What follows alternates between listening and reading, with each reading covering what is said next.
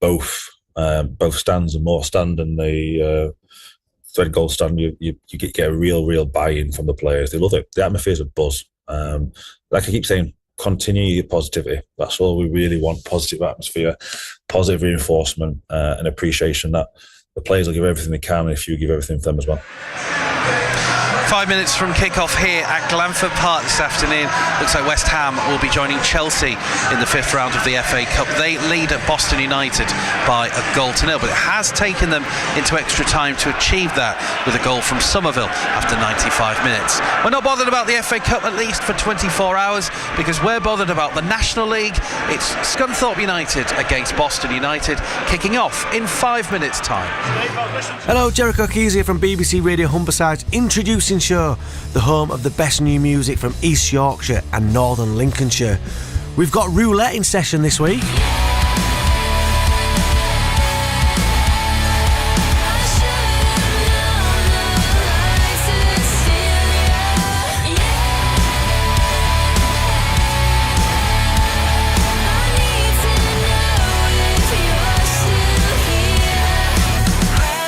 So to hear from Grimsby's Roulette in session, join me on Saturday 8 PM right here on BBC Radio Humberside.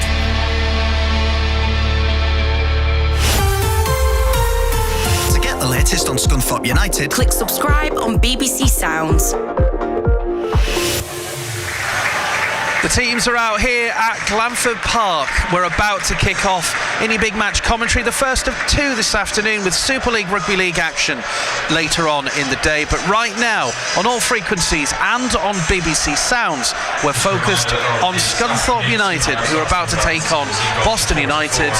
Commentary from Alex Burgess, and the goal scorer the last time the Iron beat Boston United, Steve Torpey. Thank you, James. Good afternoon. Good afternoon all. Scunthorpe United, Boston United here at Scunthorpe Park. The two teams just shaking hands. I'll run through both teams for you in a second. A bright, sunny, dry day in sunny Scunny. It's beautiful here, actually. It's a little cold, but otherwise well. We've talked plenty about the pitch. It's not in great nick, but it is what it is, and it's the same for both teams and all that. Scunny in regular claret and blue. Boston in amber and black, their first team kit, their home kit. Richard Aspinall is our referee this afternoon. He'll get us going shortly. Let me give you the teams and we'll chat with Steve Torpey. Firstly, for the Iron, just two changes for Scunthorpe United. Joe Starbuck coming in along with Connor Smith. Daush and Barrows dropping to the bench. So Rory Mahadi in goal, Tyler Denton, Will Evans, Brandon Horton and Joe Starbuck across the back. Three in midfield: Connor Smith, Joe Rowley and Zane Westbrook, and three up top. Danny Whitehall, the principal striker, Cal Roberts and Ollie Ewing either side of him. The Iron bench sees Lewis Jones, the goalkeeping sub, Andrew Boyce, Alfie Beeston, Carlton Ubezonu, Aidan Daush, Cal Hurst and Ross Barrows. Just the one change for Boston, who are on a pretty decent run. They've won 3 of the last 5, including winning the last 3 games. They make the one change. Hill is injured, he drops out of the equation. Frankie Maguire comes in, so they'll play with Andrew Wogan in goal, a back four of Matty Carson, Jamie Grimes, Jake Rooney and Connor Teal. Oshin Gallagher and Jordan Richards, the two holding midfielders. Frankie Maguire, Jordi Huula and Ken Abo in front of them, and Tom Curson, the lead striker. The bench for today's visitors, managed of course by former Iron and Mariners manager Paul Hurst, sees Rhys Lovett, Ben Grist, Greg Sloggett, brilliant, Kieran Donnelly, Alex Lancashire, Liam Waldock and Marcel Lavinier. It's an atmosphere, Torps, isn't it? It's an atmosphere. It's a Lincolnshire derby and we're about to get underway. Yeah, really looking forward to it. Scunthorpe need to bounce back from Tuesday night defeat. I'm sure they will do. And it'll be a tough opposition with Boston, who, like you said, 3 wins on the spin and just changed their fortune around since Paul Hurst has taken over. Yeah, only appointed in January, worth bearing in mind. Graham Coughlin, the vastly experienced player, not so much manager, was let go after a series of not great results. Paul Hurst stepped in, managed them of course many years ago, and was joint manager, as he has been with Rob Scott at a number of places. He's doing this one all on his own, with support from another local man who's known well to us, not a local man, but known to us locally, in Chris Doig. Torps, a man I know you know, and it's quite a formidable pairing, those two, isn't it? Yeah, Chris Doig. I was at York with Chris when he was playing, and big tough centre half who's gone alongside Paul Hurst and really done well as his assistant number 2. And we're underway. The Iron playing from left to right in this first half. The Donny Road end behind them. But it's the visiting side in possession in centre field, and then worked out onto that right side and forward by Teal. Defended by the Iron, though, and picked up in centre field by the claret and blue clad players. Up into the feet of Westbrook. Just lays it off nicely there onto that left hand side. Continues the run. Smith gets to that, in fact, gets to the byline, gets the cross in. Westbrook is there with their header just over the top of the bar. There's a decent little move from Scunthorpe United. Connor Smith at the heart of it, getting to the byline. It's a good cross, and it wasn't an easy chance, but maybe should have hit the target, Torps. Yeah, he done really well, Smith, down that left hand side. Just nicked in front of the defender. Left foot cross, out swinging. Same Westbrook, great time run, but just probably had to make that run, but it was probably about 3 or 4 yards just inside the near post, so it would have had to be a real fine, perfect glancing header. Got too much on it, just drifted a little bit wide and over the crossbar, but a good start, nice and bright for Scunthorpe. Yep. Wogan in goal for Boston will take this goal kick. A number of, 200 or 300 Torps Boston fans behind the goal, maybe a little more, actually. 200-300 or so. Decent following, making a bit of a noise.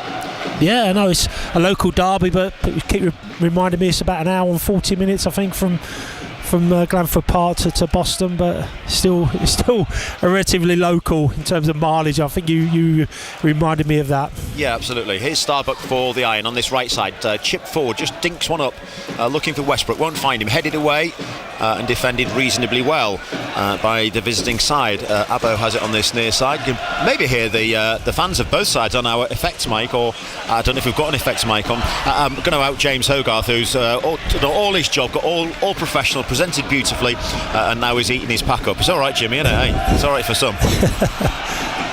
Here come Boston, though, attacking on the right side now in the centre. I thought he was going to try a shot for a second there, Frankie Maguire. Was just closed out of it by Ollie Ewing. Decent defensive work from Ewing, really. And the Iron can clear. I like the way that the Boston defender there was just eased off by Danny Whitehall, wasn't it? And it was nice. It reminded me of watching you there, Torps. He does use his body well at this present time. It depends how long the referee lets him get away with it. Just those kind of experience, that little nudge, getting your body without jumping, just moving his body in line and just kind of moving the defender around so the ball, if it goes past him or he gets contact, he got runners beyond him. But yeah, vast experience, Danny Whitehall. Probably overstepped the mark a little bit on Tuesday against Carlisle, where he did pick up another yellow card, so he has to be a bit careful. Yep, Tuesday night didn't go the Irons' way, lost 3-2 up at Carlisle. A good night for Boston in comparison. They won by a goal to 0 against Gateshead, who are financially troubled, I think it's fair to say, this season, unfortunately for them. Here come the Iron again, trying to work something on the right hand side from the throw. Cleared away comfortably, but not great control in the end from Kersons, and it runs out of play. It's another Iron throw right in front of the dugouts on this right side. Starbuck will take it. One of 2 Iron changes thrown to Westbrook. Back with Starbuck again into the feet of Ewing. Westbrook picks up again, foot in from an amber shirt, though. The visitors have it, but only temporarily, because Starbuck once more, this time on halfway, just lofts one forward to the 18-yard area. No Iron player can really get onto it, but now Ollie Ewing can. He won that well. Now Tyler Denton joining the attack. Angle of the box, left-hand side, gets a cross in. Whitehall just jumping underneath it. Felt he was being pushed in the back. I'll ask Torps if he was in a second, as Boston clear, and the Iron will just mop things up the back comfortably enough. Horton just lays it back to his goalkeeper, Mahadi. Not a great clearance from him, left-footed, but helped on by Westbrook. Whitehall can't get there in the air, but the Iron have it again. And away it'll go to that left side once more. It's with Denton. Infield to Rowley. And Denton has it back again, just inside the Iron half. Tries to chip it forward, looking for the run in the channel of Whitehall. Didn't get there, and it's cleared by Teal at right back, headed away by the Iron, and then back to the goalkeeper again. Mahadi, was Whitehall, he thought he was being pushed? I didn't see a lot. And I just think Callum Roberts tried to get in front of him, and that took a defender, made life a little bit more difficult for Danny Whitehall. Maybe there was a little push, but the referee's in a good position. A lot going on around there with 4 bodies around, but I don't think it warranted a penalty. Richard Aspinall, our referee this afternoon. Scunny earlier in the season, the 1-0 win against Yeovil here back in September. Ty Sellers-Fleming scoring on that occasion. He got his first league goal on Wednesday at Grimsby, of course. If you've not seen it, I recommend you have a look. It was a bit of a cracker from the Hull City loanee, who's making his way in the game. Had an excellent game for the Mariners the other night, and did okay when he was on loan here as well. The Iron trying to get possession. It's a bit scrappy, Tops, quite honestly, isn't it? 6 minutes gone, neither side had to just really settled 0-0. No, a lot of turnover in possession. No one's really got the ball down and strung 3 or 4 passes together. I think that tends to happen these games, both trying to fight for territory and make a mark on the game, but at the moment Scunthorpe probably having the better. Most of the play is in the attacking half of the pitch, but they've not really created too much. Maybe you could say maybe a possible penalty shout. That'd be a bit harsh on Boston if that was the case, and a glancing header from Sam Westbrook in the opening stage, but apart from that, no real half chances at all. Will Evans hacks that one forward up towards halfway. Ewing kind of wins the header, but Boston have it back again for the moment with Abo trying to battle his way through, lost out in the end, but Richards picks it up and then works it out to that right hand side again. Little ball into the box for Teal, who had made a run forward, tried to get a shot to it, gets a cross away, and the header comes in from Cousins, and that's the opening goal for Boston United. Well, the Iron just didn't clear the lines. The cross came in from the byline. Teal made a run from the back, and Cousins, who scored in midweek, opens the scoring here. It's Scunthorpe United 0, Boston United 1. Yeah, and really their first attack of the game, up and down the right hand side. Brendan Orton just seemed to lose where the ball was. It's a great ball, it's right on the line, great ball in, just round about central, just about a yard outside the 6-yard box. And a great header, glancing header past Mahadi, really against the run of play, and like I said, it's their first real attack.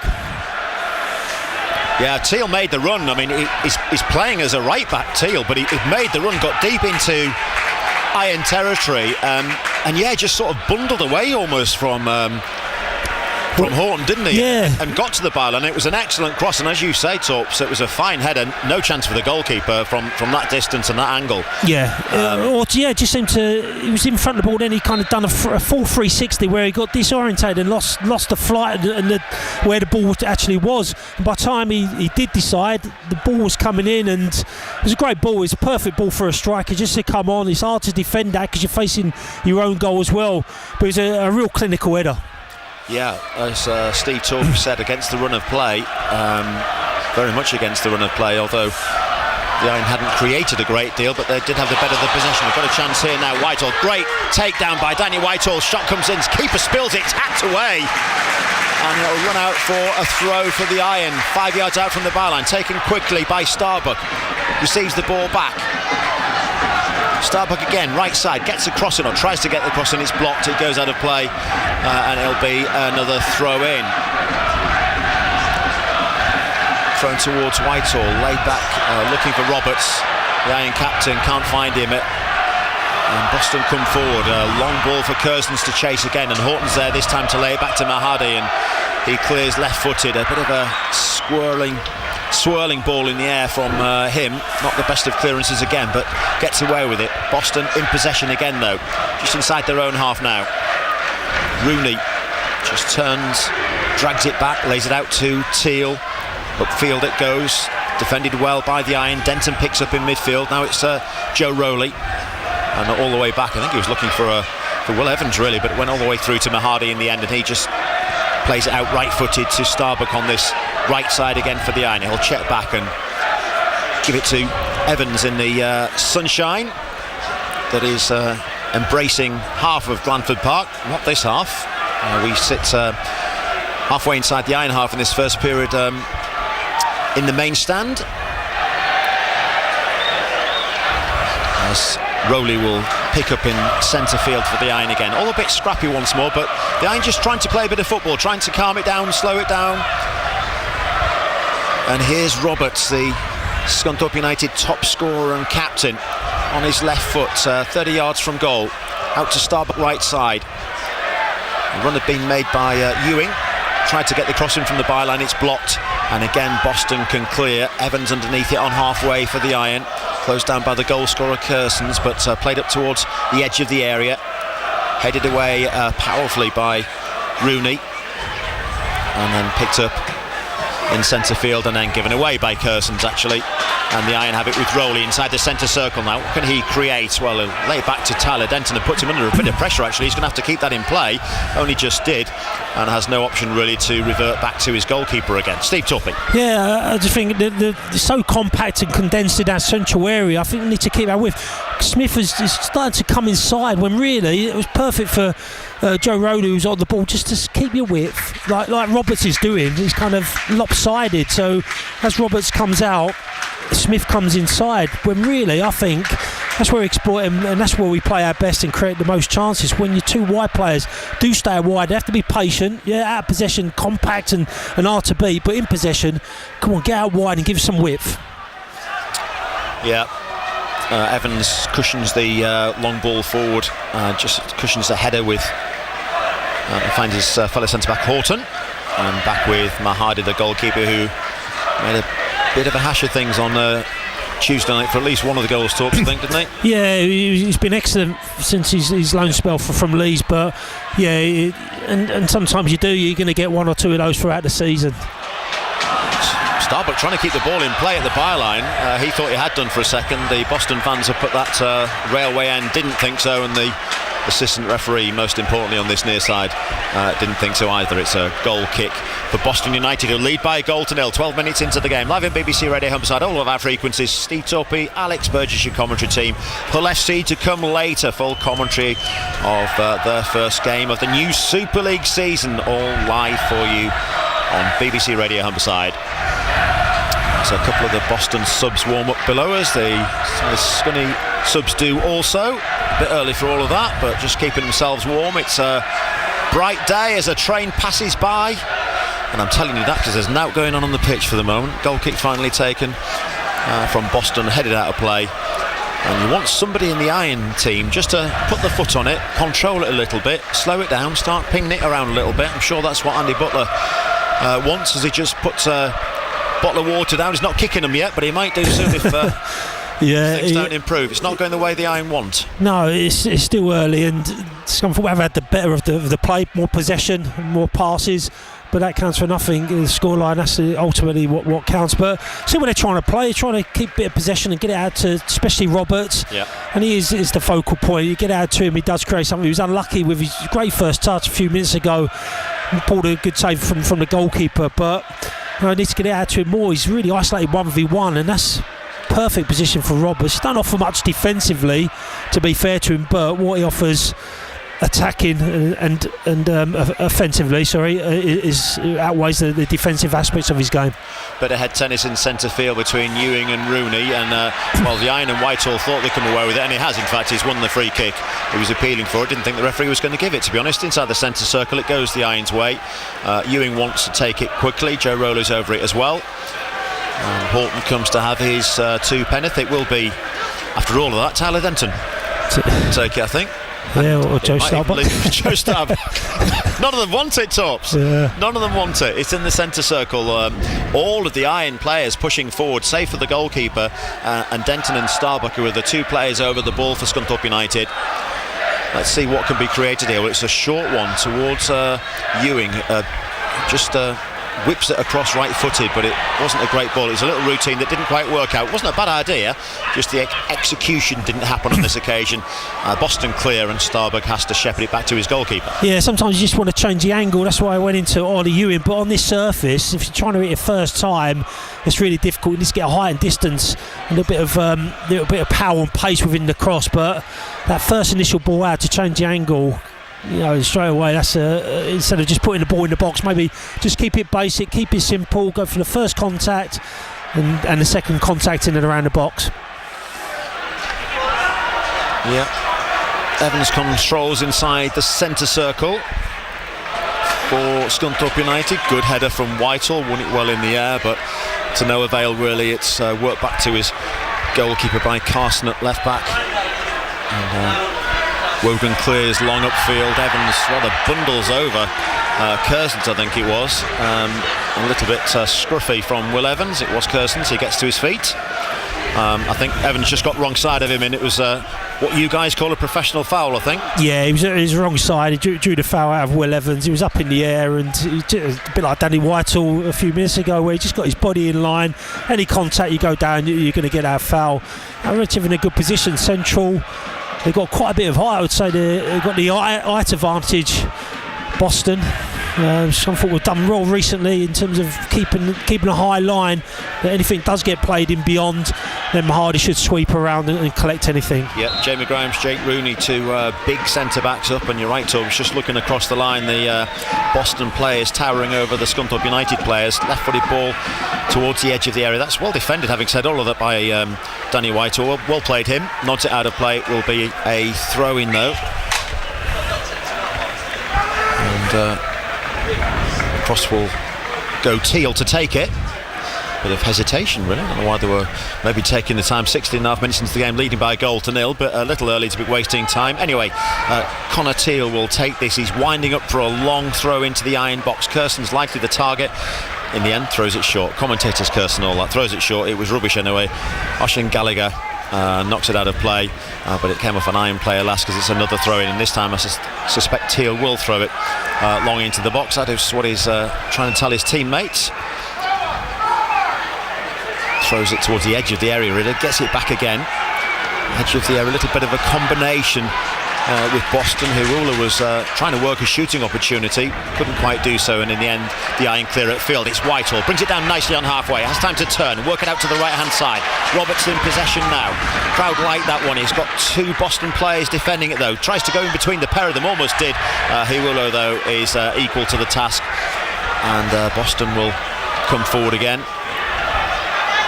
Abbo battling on halfway, getting away from Rowley, and still Ken Abbo is going. Strong player, low centre of gravity. Curzons is through on goal, but worry not, Iron fans, it's miles offside. It'll be a free kick to Scunthorpe United, but Hardy will come out and take. Yeah, just needs to be a little bit stronger in those challenges in those central areas. There's a poor time run from the striker. He just went 2 or 3 yards. We was directly in line with that, and he drifted off. But good play from Danny Whitehall. First little bit of play into his chest. Pinged it out and down this right hand side. Roberts tried to get in between two centre halves. Maybe the better option would be Starbuck and that supporting role, just laying it back to him to let him deliver that cross. Draw two defenders, which tends to happen. They kind of target your star players, and Roberts is definitely one of those. A high foot there.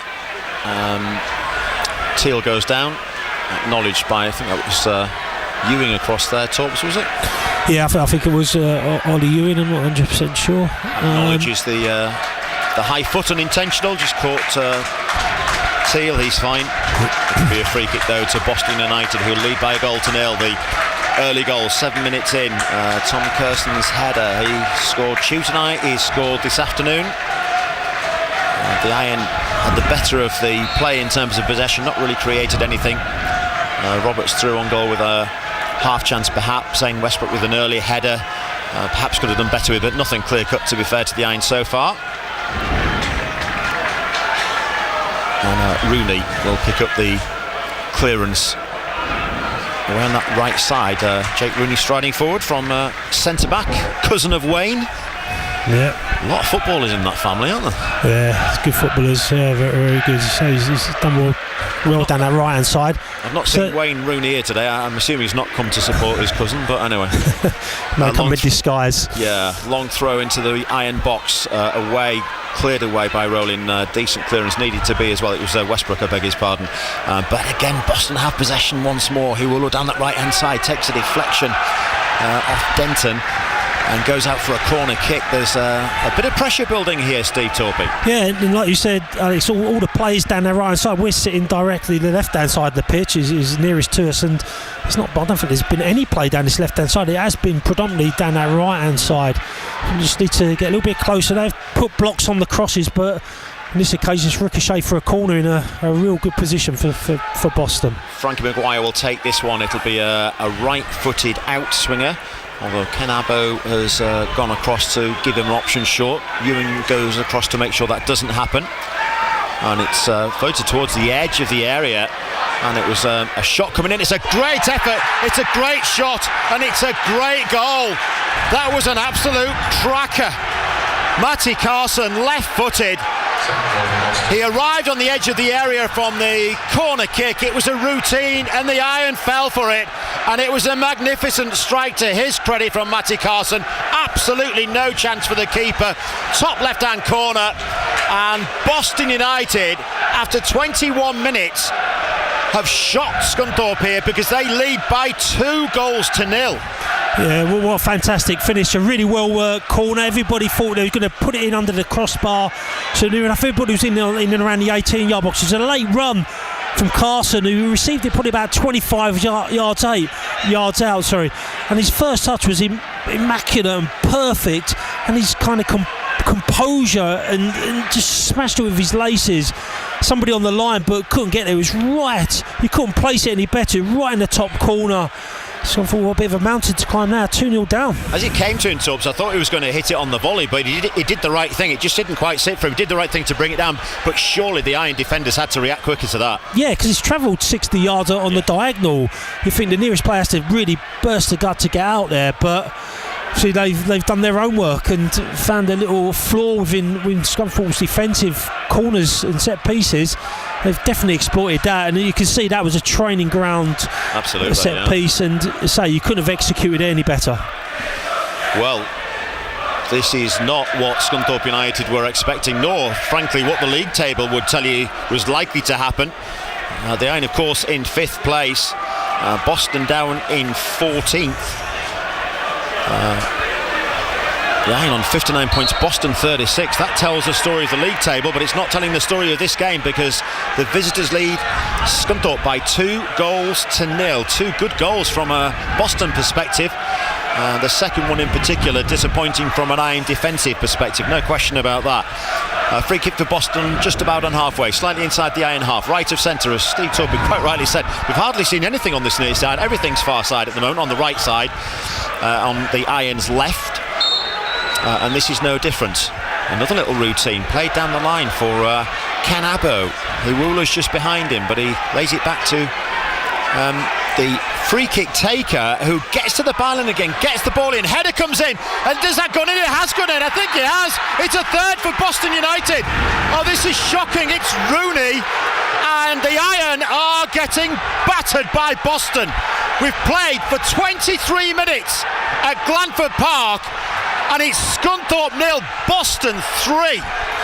Yeah, really unbelievable. 3 goals within the space of 23 minutes. It's, no one predicted that. It's another really well-worked goal down Boston's right-hand side. So if you're really critical, Ty Denton's gone out too much. Don't need to go out and mark the right winger. Just come in. It's played down the channel, got set. It was a great delivery, an out-swinging, floated cross. Good contact on the ball, eased it down. I thought Mahadi just done enough to get it out of his and palm it out of it from behind the line, but he kind of fell backwards, and it eventually went over the line, and the referee rightly gave the goal. But wow, what a shock! This weren't predicted, and this weren't aligned with the stars. This one, it really wasn't. Yeah, that's poor. Really, well, very poor. 3-0 down. Lincolnshire derby, 23 minutes gone. It doesn't get a lot worse than that, and Boston haven't been amazing, but they've scored 3 decent goals. Scunthorpe United haven't been awful, and the 3-0 down. It's a strange world of football sometimes.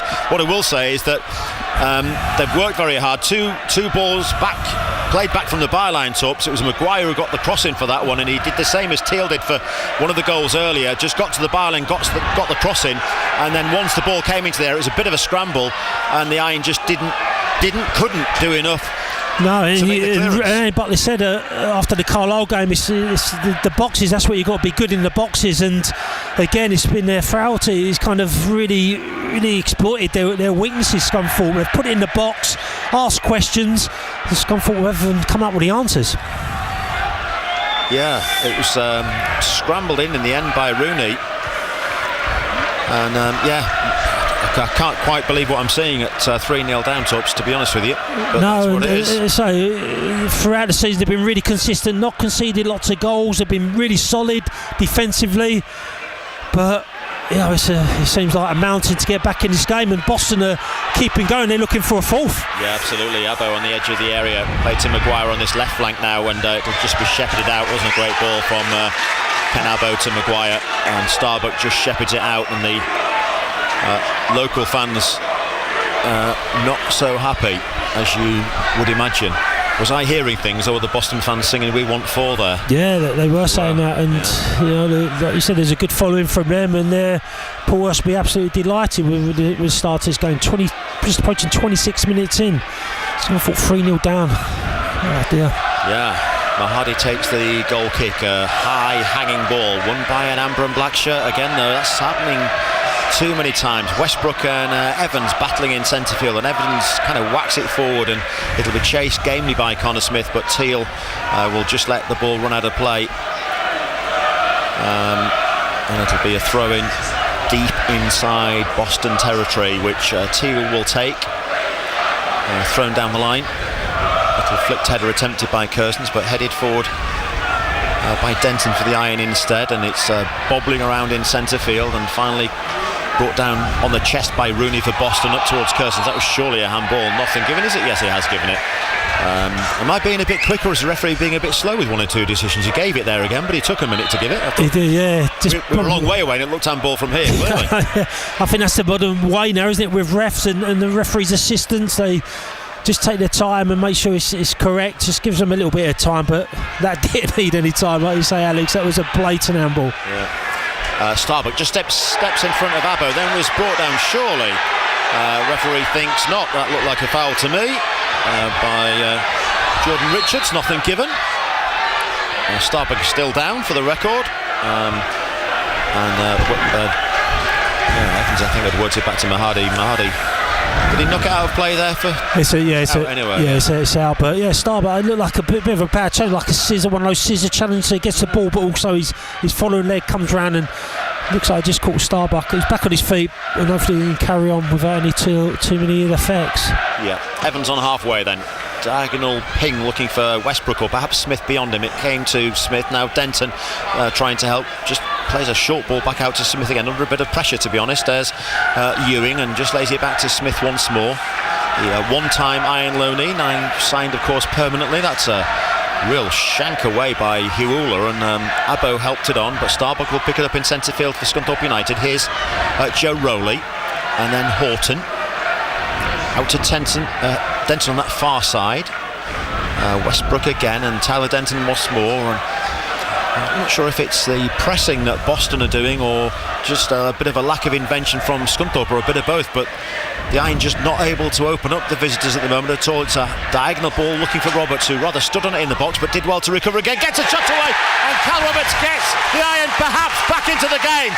Left-footed strike, bottom right-hand corner. Keeper didn't get to it.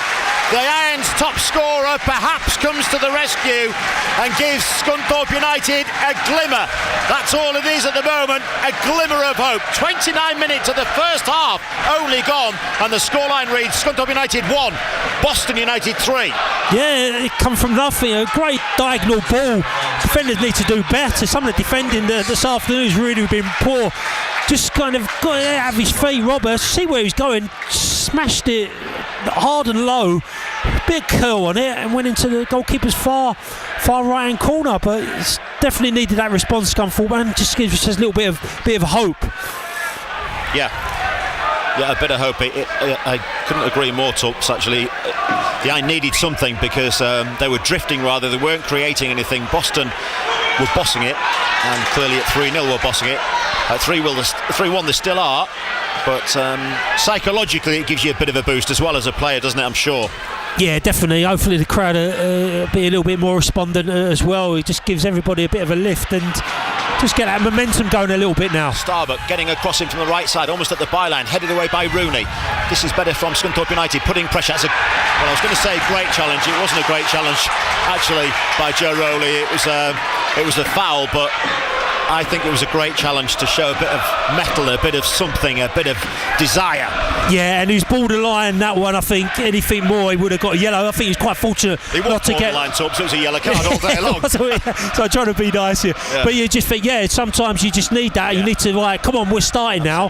Even though you are losing the game of football, fans, the manager, everybody wants to see that little bit of fire, a little bit of kind of reaction to going behind. But great reply from Roberts, who said he is the star man, he is the stardust within this team. He definitely got him back in the game. 13 goals for the season for the Iron captain. And Whitehall just behind him on 11. Maybe he could chip in with 1 or 2 today.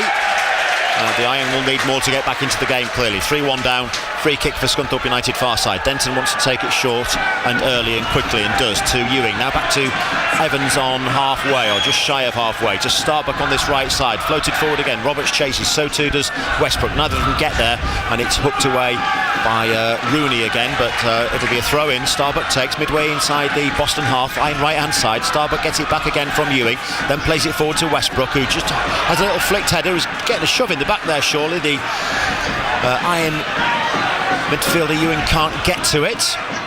Midfielder, winger, striker, call him what you will, doesn't matter at the moment. The Iron 3-1 down needs something.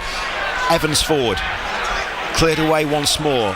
Richards, and then Hiwula comes across to help out his teammates, and the Iron battling better. There's more of a fight to this, and there's a fight there from Richards, a bit too much fight. That was a poor challenge, and the referee is being quite lenient with a couple of those. That was a yellow card. That was aggressive intent. That wasn't a great challenge. That was worse for me than the one a minute ago. And Richards is just going to be spoken to by referee Aspinall, but I don't think it's going to be more than a chat. No, and that's what happens. Joe Rowley's gone, and then you have to let the other one go, and that kind of boils up and bubbles up. So he needs to get a grip of this, and I think any kind of half serious foul is going to get someone's going to get a yellow card on that next action, I would say. Ewing then with the free kick, diagonal ball towards the edge of the area. Evans is there, heads in field, but it's hooked away by Hiwula. Abo chases, but Denton will just lay it back to his goalkeeper Mahadi. And the fans just impatient, wanting it playing quickly, but Mahadi looking for the better option, and in the end only found the head of Rooney again, who's seen plenty of the ball at centre-back, I have to say, and hacked away by Carson, one of the 3 Boston goal scorers. Clear shove in the back, surely, right in front of the referee.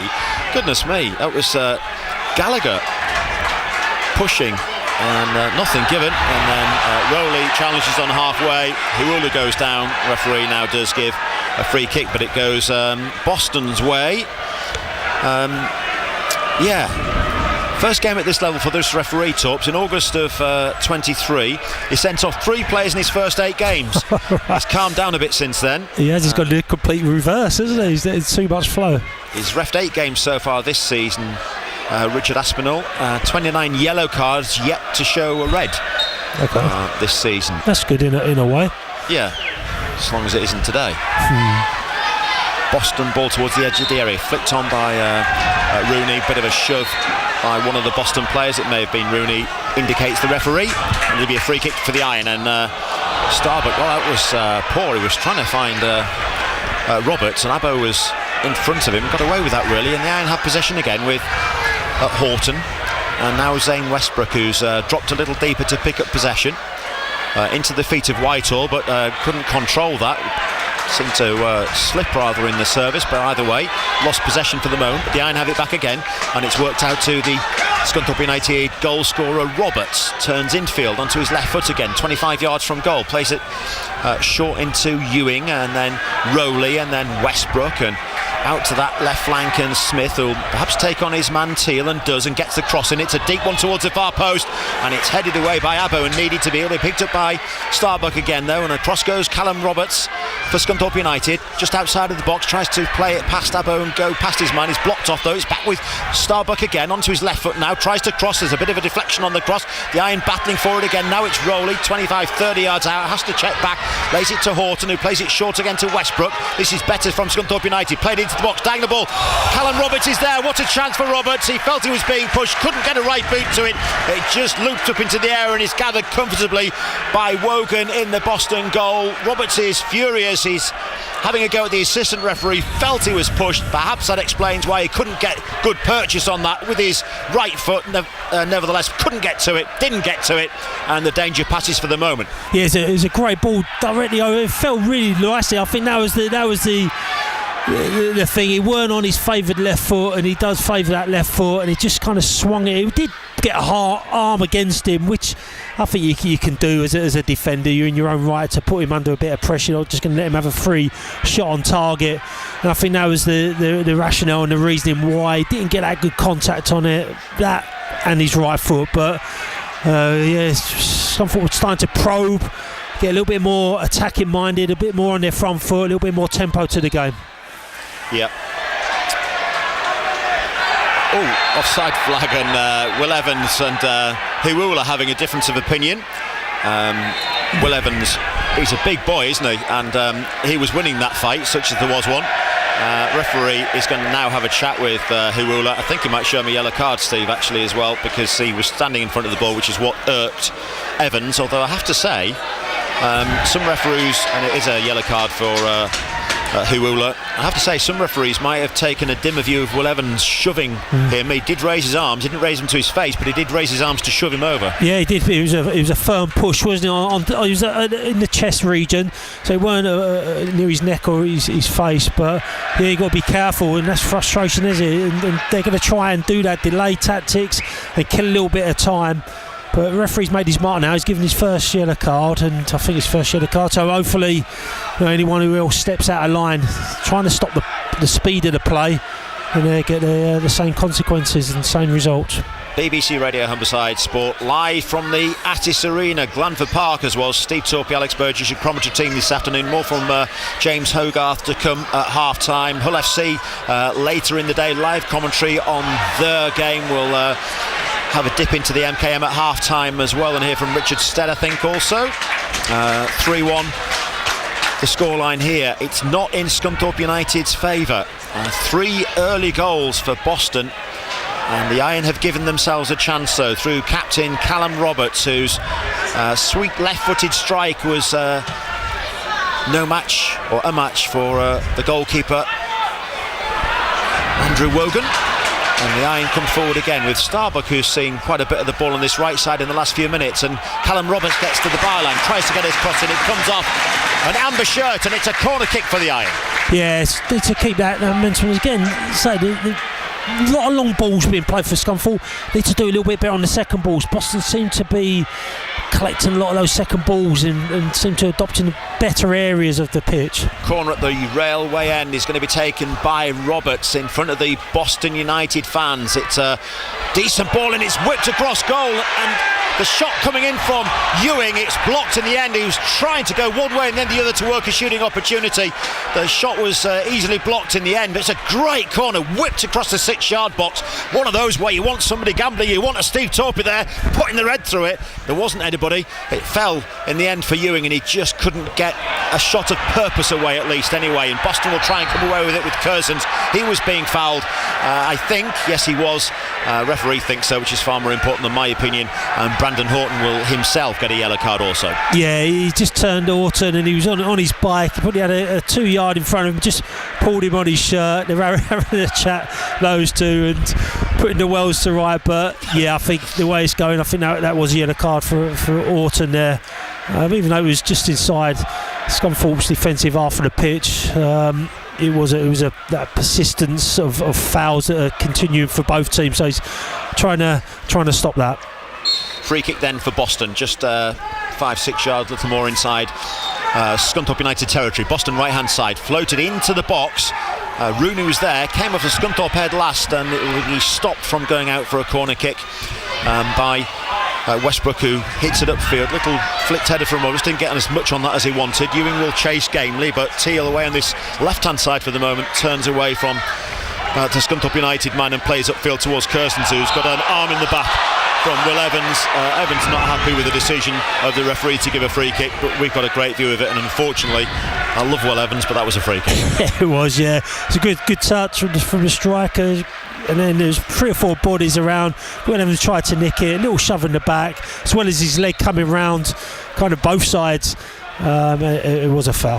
Carson, who created a goal for Curzons on Tuesday night in Boston's win and has scored one tonight, will take the free kick. Hardy comes a long way out and gets a punch on it. Doesn't get a long way on it, doesn't get a lot of distance on it, but the referee's blown up for a free kick anyway. That goes Scunthorpe United's way, and the crowd not happy because I think it was Rooney just put the ball out of play and wasted a bit of time. Referee didn't see that. He was busy chatting with one or two of the Boston players. He wants a word with one or two of them.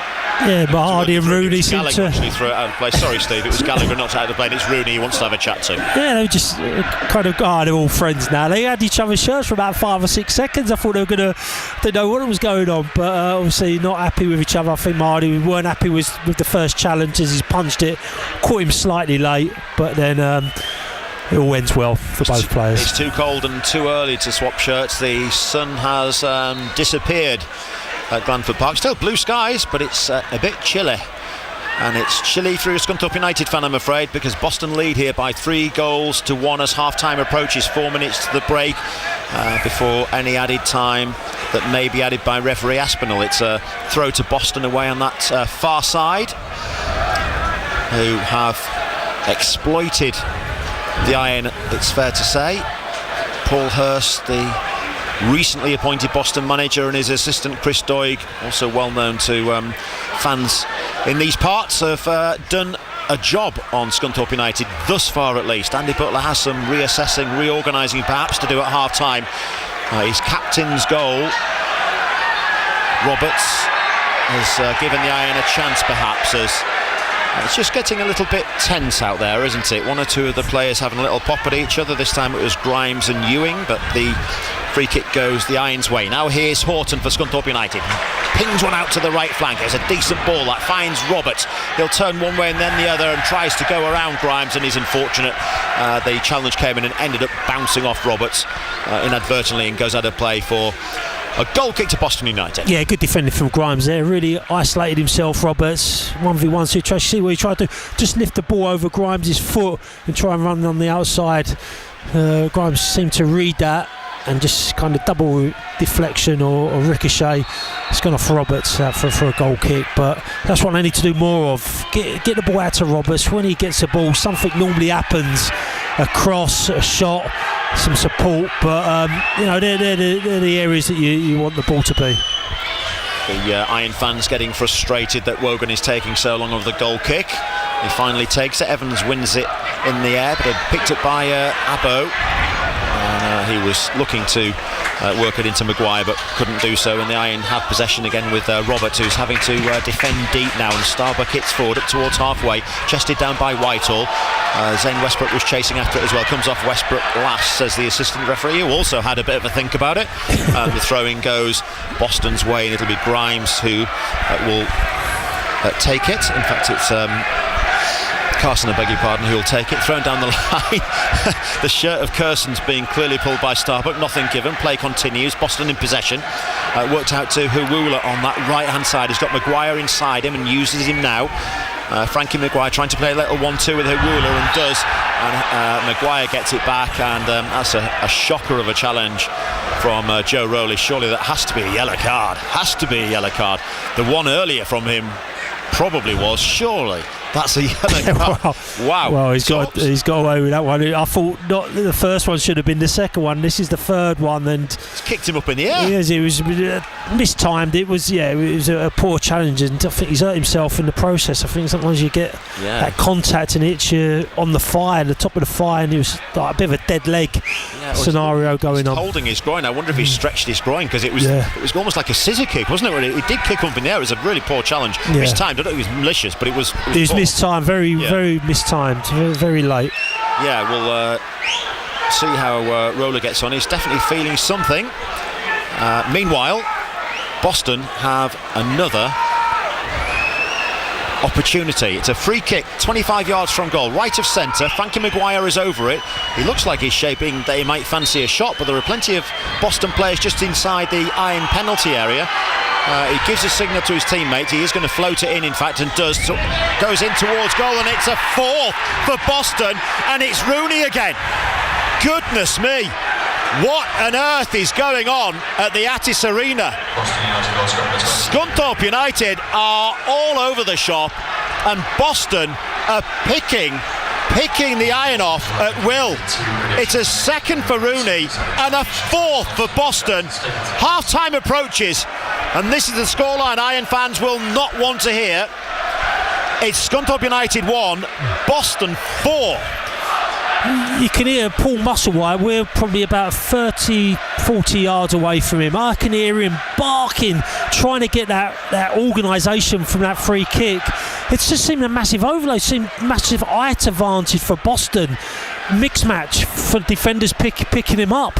All it was is a floated free kick in. Yeah, good bit of quality, but a free header central from about, I don't know, 8-9 yards out. Tops. He's just got good contact, flew in the back of the net far too easily. You know, that really needs to be addressed. It weren't nothing dramatic, dynamic movement. It was just a ball in the box and a free header. Really, really frustrating. Well, the iron hit forward, looking to try and get something back in. Shot comes in. Decent save by Wogan. Away to his right hand side. I'd love to tell you who the shot was from, but I couldn't see it, Torps, because there were so many fans going back into the restaurant here past us. Obviously had enough, wanted a cup of tea, a pint or something stronger, whatever, I don't know. I don't know if you... It was Tyler Denton, and he struck it with his left foot, but didn't really have the execution. It was a bit tentative with his strike. Didn't really go for it, and it's quite a straightforward goalkeeper going down to his bottom right hand corner. We collected it quite relatively easy. Just looking at Paul Hurst down there, Torps, and Andy Butler, I think, must be sat on his bench. I can't just see him for the moment. I wonder what the very different thoughts going through the two managers' minds as we're about on half time. Yeah, Paul Hurst will be delighted. Very well worked goals. Andy Butler, on the contrast to that, absolutely be fuming the way he's conceded the goal so easy from set pieces and headers. Really poor. Yeah, as a central defender himself, he'll be particularly annoyed, I think, at the manner of some of those, and well, all of them in fact. But that last one was just, You could see what they were trying to do. You could see what they wanted to do, and there was just no combating it from an. No, there was a mixed match of height difference. I don't know who's in the wall. I don't know if the majority of the defenders in the wall, and therefore, we said at the start of the game, there's a bit of a height difference with Boston. I know they have to get on the end of it, and the quality of crosses needs to be there, but that has been the difference between the teams. And a bit like Carlisle, Scunthorpe conceded a second phase free kick, so they had first contact and then they scored off the second contact as well. So something that needs addressing really quickly. Well, we're in added time. There can't be much of it left, but the referee awards a free kick for the Iron. Maybe a chance for Scunthorpe United as half-time is almost upon us. A free kick, well left of centre from an Iron perspective, 10-15 yards out from the angle of the box on the Scunthorpe United left-hand side. Yellow card is being given to one of the Boston players. It might be Rooney, can't quite see from here. Either way, it's a yellow card given. And a free kick given for Scunthorpe United, most importantly. Referee just stands over the ball and walks the 10 yards because there will be a two-man Boston United wall, and the wall will pick up right on the edge of the 18-yard area. A swinging ball. It's a very similar angle from the goal that Boston just scored a moment ago. Let's see what the Iron can do with this one. Cal Roberts holds his hands up and gives a signal and whips one in left-footed. It's a decent ball in, but is he given a penalty or is he given a free kick? Penalty. He's given a penalty. Yeah. I think that was Whitehall looking for it, felt he was being pushed over, certainly went to ground, and a yellow card shown as well. And Scunthorpe United do have a lifeline. They do have a lifeline, the Iron. it's a slim lifeline perhaps. They're 4-1 down, we're not yet at half time, and Scunthorpe United have a penalty kick which they'll take in front of the Boston fans. Who's going to take it, Torps? Danny White will take it, I would imagine. They do sometimes change over last minute. Yeah, well, I just wondered because Roberts walked away with it, then Whitehall picked it up. Now Roberts has gone back to have a chat. I think if he's putting it down on the floor, then you'd think Whitehall will take it. Placed it. Yeah, he has. So Whitehall to maybe get Scunthorpe United back into the game. At 4-1 down, it'd make it 4-2 if he scores. The Boston fans behind Wogan's goal doing their best to put him off and annoy him and frustrate him and make him even more nervous than he surely already is. Danny Whitehall for Scunthorpe United. He scores, sends the keeper the wrong way. A textbook penalty for Danny Whitehall in a first half that has been anything but textbook for Scunthorpe United, because they are still being well beaten, but they've given themselves some hope for the second half. Some hope that was, well, really, really needed. It is Scunthorpe United 2, Boston United 4. Oh, yeah, it just needed that, just to go in half time with a glimmer of hope. Alex, if that had never gone in, I think, or that weren't conceded, then I think Scunthorpe would have a massive uphill challenge. And that is the last action. The half-time whistle goes, a smattering of boos actually around the ground, perhaps understandable, although I personally don't ever think you should boo your own team, but that's the way the modern world is anyway. Only a smattering of, I have to say. Both teams wanting to get off quickly. I can't wait for them to come back on again. It's a fascinating game of football. It's not gone the Irons' way, clearly at 4-2 down. Sum that one up, Tops. Well, it's a tough one. Just need to defend better. You know, they say you talk about goals change games. Of course they do, and that's the difference. But there weren't a great deal in it, and all of a sudden Scunthorpe find themselves a real mountain to climb when they're 3-1 down, and then kind of 4-1 down, and very similar goals, crosses in the box, headers, first contact. They need to do a lot better.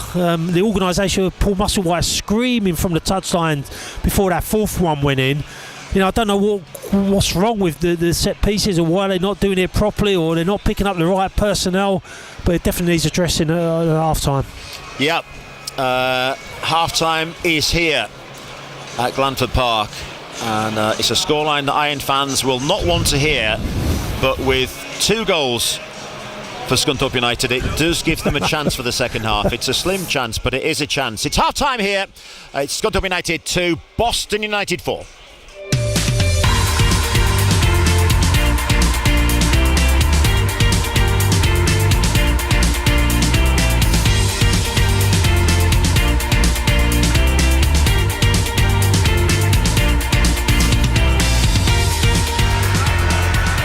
What an extraordinary first half of football here at Glanford Park. 4-2 down, Scunthorpe United. Clearly not the scoreline that anyone, certainly from a Scunthorpe United persuasion, would have expected or predicted going into this game in this Lincolnshire derby. All to do for the Iron and Andy Butler's team in the second half. Commentary with Alex and Steve on the way shortly. We'll hopefully be to the MKM Stadium before we kick off our second half commentary for a feel of Hull SC's return to Super League action.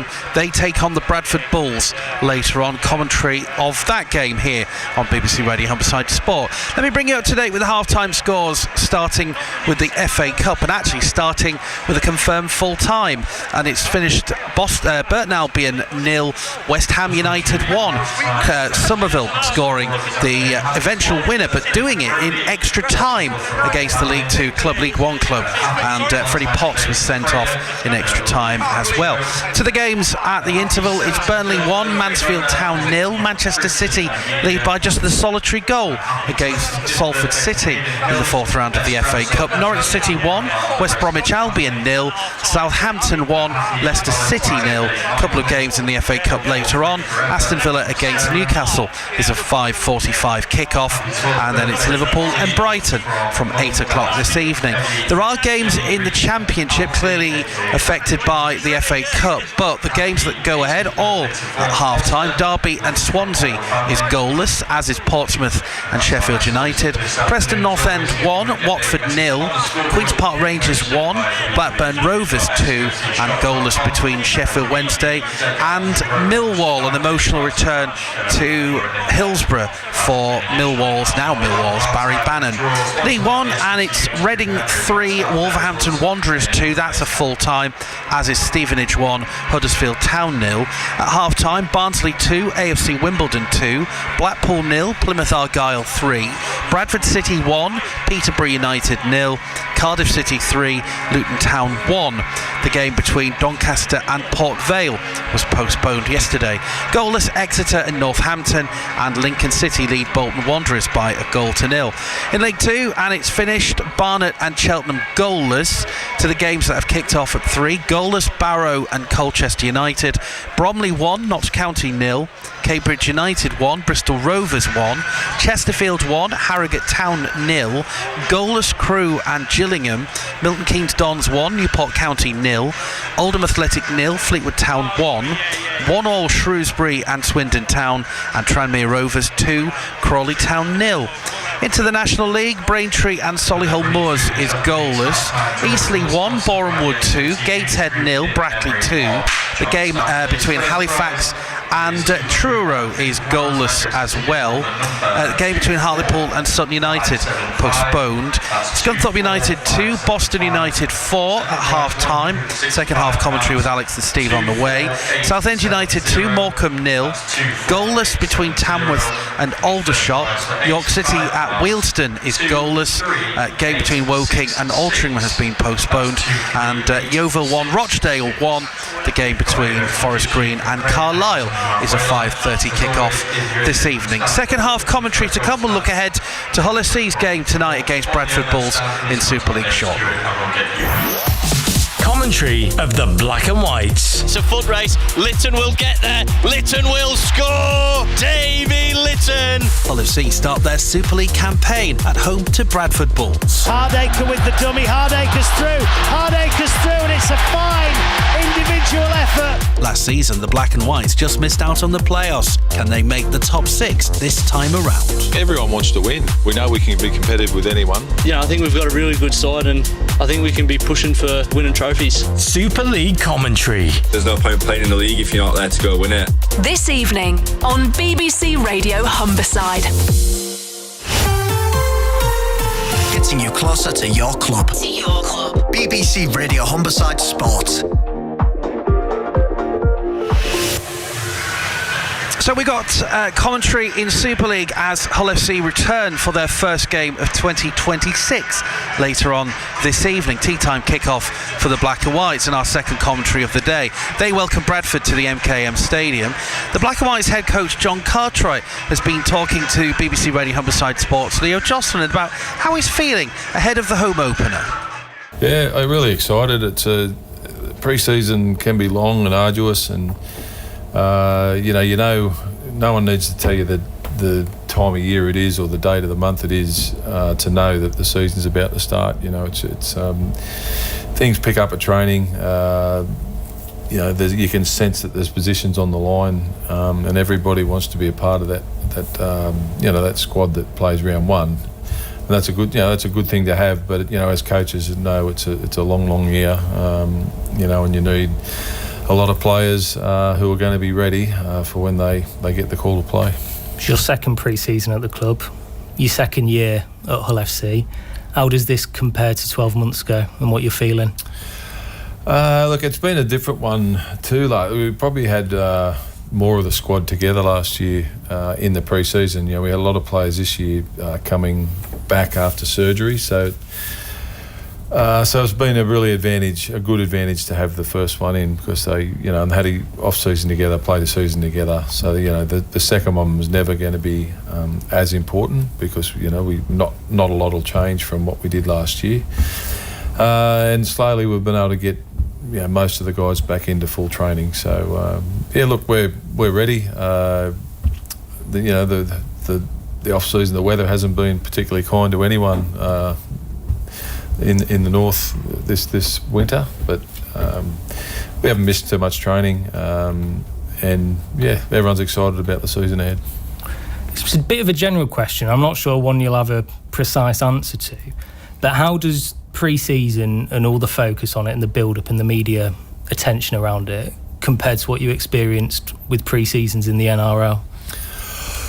Oh, look, it's a bit of a different beast back home. It's a bit like I suppose football is over here. You know, the NRL back home. It's the biggest show in town. You know, especially New South Wales and Queensland, where most of the teams are based. Here, it's a little bit quieter here, especially, you know, they get media at training every day over there. You know, it's interviews every day at training, different players, different time slots, and here it's a lot more relaxed as far as the media focus is concerned. But you know, that's a challenge for the game too. I'd love to see it get to the point where we do have, you know, media wanting to knock our doors down to be part of, you know, what's going on at training and wanting to know what the players are up to, and if that does happen, that's only going to be good for the game. That's John Cartwright talking to Leo Jocelyn. Well, the team news has landed at the MKM Stadium.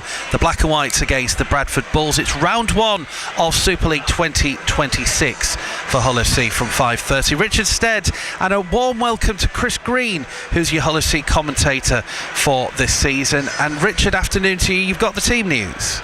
Yeah, 3 debuts, Harvey Hill, Artur Romano and Sam Lasone league debuts, I hasten to add. No Jake Arthur, he misses out with a hamstring strain, so Callum Kemp will start in the halves alongside Aidan Caesar, the captain. So just to give you the full 17, Price, Barron, Hardacre, Litton and Martin, Kemp and Caesar, Knight, Borough, Hill, Batchelor, Romano and Aidin, with Cust, Testimonial Man Fash, Lasone and Sow on a sizable looking bench there, particularly those last two. A lot of expectancy, I think, from Hull FC fans. Measured, Richard, I think, expectancy from Hull FC supporters this year. They see, I think, we hear the word project a lot used in professional team sport, and I think it applies to Hull FC as well. But there's a feeling that maybe this is a team that can at least go a little bit further this year and maybe, well, get into the grand final playoffs or possibly do well in the Challenge Cup. Do you get that sense as well? Yeah, very much so. You could feel it coming into the ground today. A lot of people already outside when I was making my way in. They are a team I think can make the six. But I think you can say that about 8 or 9 teams this year. Making the six is going to be more competitive, in my opinion, than it was last year. I think Hull FC showed improvement last year. I think if they show the same level of improvement, they'll be there or thereabouts. They haven't been handed the easiest cup draw, nor have Hull Kingston Rovers. No one wants to go away to fellow Super League opposition in round 4, really, but that's the way it is. And to be the best, you beat the best, don't you? And Lee have been in good form already this season, beating Leeds Rhinos convincingly last night. So that's the cup opponents. The league, I think Hull FC have got a real good shout of making that top 6. Doesn't matter what they do this afternoon, but they would very much like to lay down a marker against Bradford Bulls, who I think will have all on to emulate the York Knights against Hull Kingston Rovers on Thursday. But who knows? By the way, just a little nod to some of their Hull FC returnees. Jaden Ockenbaugh is back at the MKM Stadium after an unhappy spell here, and Connor Wynne returns as well. Maybe a shade unlucky that his time here ended as it did. Aribi Doro as well, formerly of Hull Kingston Rovers, Rowan Milnes. So there's plenty of City of Hull interest, Joe Keys, in regards to players who have played for either the Black and Whites or Red and Whites, who'll be wearing the Bradford Bulls shirt this afternoon. Richard, we'll be back with you and Chris Green for a team news recap around 5 o'clock this evening, and a bit of a chat ahead of kick-off at 5:30 as Richard was speaking. And by the way, today the first game at the MKM Stadium when the East Stand will be named in honour of Hull FC hero and frankly a Hull legend in Johnny Whiteley. So well done to everybody connected with Hull FC, and best wishes to Johnny's family and friends who I know will be there today to celebrate that moment. The Johnny Whiteley East Stand for this evening's game. The second half commentary about to begin of Scunthorpe United. They're 4-2 down. No, really, 4-2 down against Boston United after that first 45 minutes. How crucial could that late Danny Whitehall penalty be? We're about to find out. Full half commentary, second half commentary of Scunthorpe United against Boston United, and it comes from Alex Burgess and Steve Torpey. Well, I tell you what, the fact that Andy Butler kicked out the Scunthorpe United players early for this second half tells you everything you need to know about his mood, and we've not even spoken to him, Torps. I'll bring you in a second. In fact, I'll bring you in right now because you've just spotted two substitutions for Scunthorpe United straight away at half-time. Yeah, it looks like Ollie Ewing's coming off, and I think Connor Smith is coming off in replacement from Alfie Beeson and Aidan Douche, who's trying to make an impact down this left-hand side. But yeah, I think sometimes you want a reaction off the players, and you need that. You definitely need it to get back in this game. You know, they're a bit of a lifeline, getting that penalty in, and 49th minute, and just giving a little bit of life and maybe a slight outside chance of getting back into this game. Yep.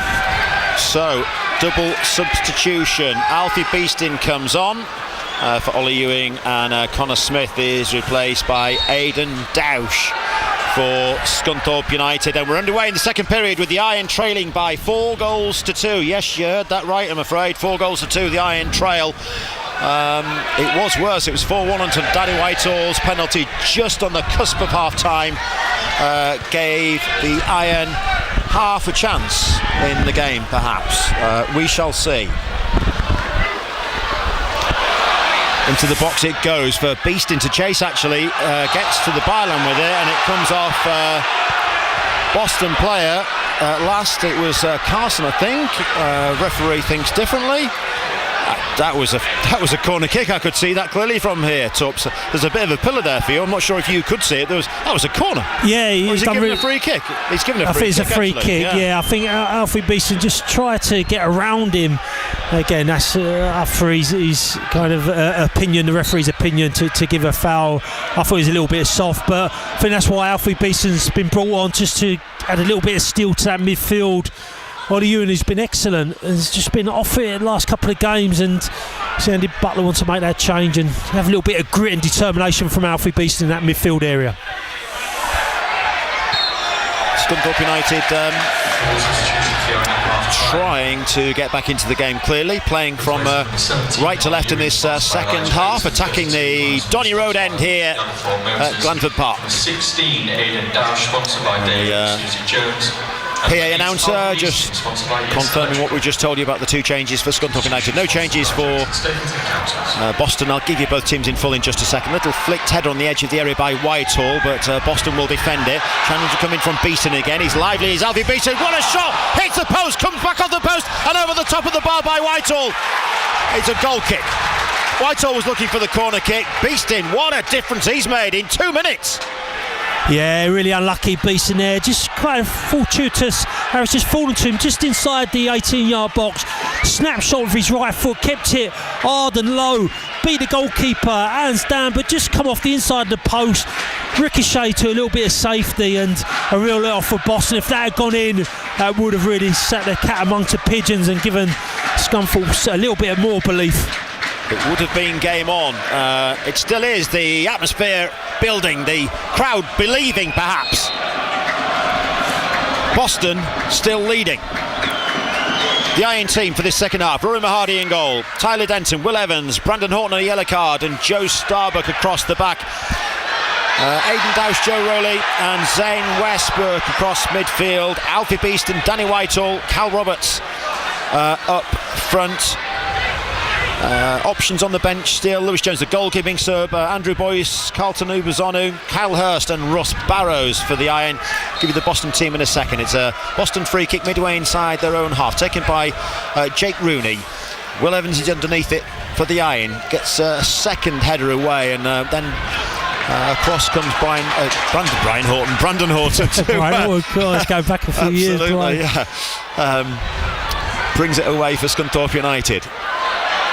Beeston on the edge of the area. This is much better and much livelier in the early exchanges here. Douche can't keep that one in play though, and it runs out for a throw in for the visiting side, who'll line up like this. Andrew Wogan in goal, Matty Carlson, Jamie Grimes, Jake Rooney, Connor Teal across the back. Rooney on a yellow card. Oshin Gallagher, he's on a yellow card as well. Jordan Richards, the holding midfielders. Frankie Maguire, Jordi Huula also on a yellow card, and Ken Abbo. Tom Kerson's leading the line. The Iron attacking with Dausch again on this left-hand side. The Coventry low knee turns one way, then the other, gets a cross in. It's a low cross and it's easily defended up towards Curson. Foot in by Will Evans though, and wins the ball back. Now it's Westbrook for Scunthorpe United, and Cal Roberts, the captain, on the far side, whips one in with his left foot, cleared away, not convincingly so, and the Iron with Roberts battle for it again, but it's cleared once more. It's Gallagher who makes the clearance up to the halfway line, and Kersons who lays it off and found Maguire, and now it's Huula, and now it's Kersons, and he's through on goal, and Kersons could get 5, and Kersons has got 5 for Boston United, and celebrates in front of the visiting fans. Andy Butler shakes his head, and that might just be, with 50 minutes of the game played, game over for Scunthorpe United this afternoon. It's the Iron 2, Boston United 5. Yeah, don't know really what to say. It was kind of a bit of a counter-attack. Scunthorpe started the second half really on their front foot and created a couple of chances, and should have been 4-3 the scoreline. Failed to take that chance from Alfred Beeston. Anyway, subsequently caught on a sucker punch. I think there may have been a slight foul on Joe Rowley for me. Just kind of caught his ankles. Referee played on. Got played out to the left-hand side, and great composure. Mahadi just come out to try and block it, and he just dinked it over the goalkeeper and into the back of the net. A real good quality, composed finish, but for Scunthorpe, Andy Butler's scratching his head, thinking, where has this game come from? It's totally uncharacteristic, like them to concede goals, albeit 5 goals in the first 50 minutes of this game. Incredible. Just for housekeeping, I'll give you the Boston bench. If you're an Iron fan, you won't care less, but I've got to do it. Reece Lovett, Ben Grist, Greg Slockett, Greg Slockett, Kieran Donnelly, Alex Lancashire, Liam Waldock, and Marcel Lavinier. 5-2. Wow. It's not boring, but it's not the kind of exciting Scunthorpe United fans want, I'm afraid. Boston leading by 5 goals to 2 early in this second half at Glanford Park, as Dausch, one of 2 half-time substitutes, tries to work something for the Iron, breaking forward, battling for it, but it's Boston in possession again. On halfway, Abbo plays forward. Evans is a little bit late on him, got away with that, and the Iron have it back again in the form of Horton, who'll just lay it square almost to his goalkeeper, who comes out of his 18-yard area to play forward, and Mahadi looking for options. It's just going to be a high hanging ball again. Whitehall the target, wins his header well, flicks it on nicely, cleared by Boston, then picked up by Rooney again, and out to this right hand side it's Maguire, and challenge comes in. It'll be a throw in. Paul Hurst, I think that's Chris Doig who's having a few words, isn't he? Torp's trying to get a message across. Yeah, they've been really played really well, Boston. Scunthorpe far too open throughout this game, far too easy to break down, and the goals they've conceded have been far too easy from a defensive perspective.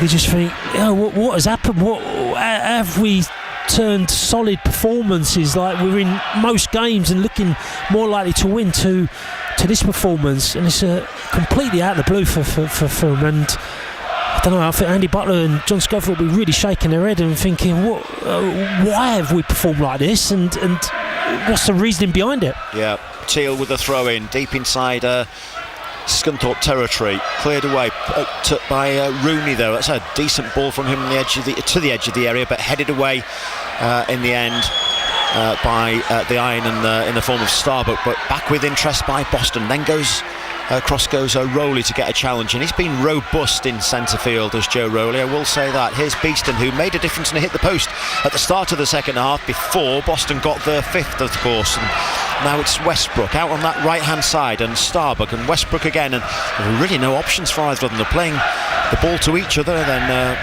it's played forward by Starbuck again, and Into the feet now of Roberts. What can he do? Little twinkle toes for a second, but dispossessed temporarily. Now it's Beeston on the edge of the area. He plays it into the feet now of Whitehall. Had his back to goal. Laid it back to Starbuck, who didn't realise that Abbo was coming up behind him, and he took the ball off him. And Boston can break again, and Curzons is chasing his hat-trick, and he was held up and held off by the figure of Will Evans, who hits a lovely ball forward. It's through to Dausch. He couldn't bring it down, and Teal got back and made the challenge. I thought the offside flag was going to go up, it didn't. And the corner kick will be Scunthorpe United's anyway. Yeah, it's a great ball, long diagonal ball into Dausch. Great first touch, but just got closed down at the VAR, so just looking like he was going to just pick his spot, and he got intercepted. A good challenge, but yeah, Scunthorpe do need this goal, and they do need it as soon as possible. Corner kick. Roberts takes it, whipped in. There's a infringement. The referee spotted. I confess I didn't, but the whistle goes, and the free kick will be Boston's. And Andrew Wogan in the Boston goal, as you can imagine, won't be in any rush to take it. You're listening to BBC Radio Humberside Sport, live from a cold Attis Arena, Glanford Park. Call it what you will. It's not a happy place for Scunthorpe United this afternoon. They're trailed by 5-2. Alex Burgess, Steve Torpey, your commentary team for this one. Boston have moved up to 11th in the live table. The Iron still 5th as things stand in the playoff spots. But if it stays like this, a couple of poor results. A defeat in midweek at Carlisle, a defeat today, unless Scunthorpe United could do something about it quickly, and a tricky trip to Scotland on Tuesday night. The fabulous James Fletcher will be in the commentary chair for that one. Are you there, Torps? I am there, yeah. Fletcher will be with you on Tuesday nights. And then they've got all the shot on the following next Saturday, which never an easy place to go to. Yeah, it's a real tough run of fixtures, and you don't want to start that run of fixtures off with a poor performance and a heavy defeat. Yeah. Well, it's been a poor performance, it has to be said. As Abbo gets into the box, he's battling with Starbuck. He managed to get us a cross in, but it was a bobbling cross, a bit of a daisy cut across, which was gathered comfortably by Mahadi, the goalkeeper, who throws it out to Tyler Denton, who was almost closed down by the hard-working Abbo. I must say, he's putting a shift in his...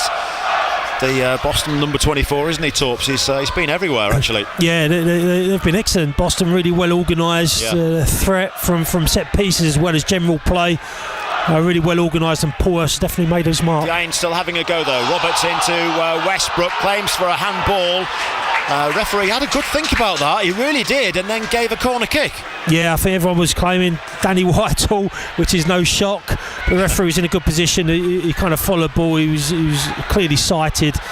Decided to give a corner rather than a penalty. Corner for Scunthorpe United from the Iron right-hand side. It's whipped in. It's headed away though by Maguire. Shot will come in from Starbuck on the edge of the area. It's blocked on the penalty spot. It's picked up by Dausch though, and he lays it back to Starbuck once more, and back out to the corner taker Roberts again. He'll work it onto his left foot, gets a cross in. It's Dausch again who has it, turning one way and then the other, and still in possession. That was nice. Lays it back to Roberts, has to go onto his right foot, almost gets to the byline. It's Dausch again, left footed, bobbles around in the 6-yard area. Whitehall with his shot, can't get any purchase on it, and it's held easily enough by the goalkeeper, dribbling wide anyway.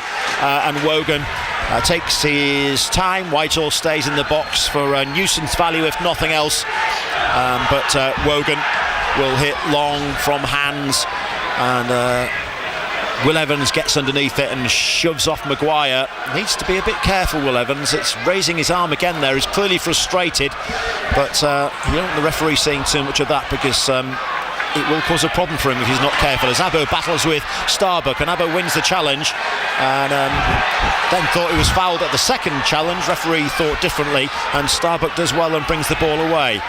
Combines with Westbrook, and then Starbuck again gets a crossing, or tries to. It's headed away though by Carson, the Boston left back, and out for another throw-in for the Iron. Taken quickly. Starbuck will have it.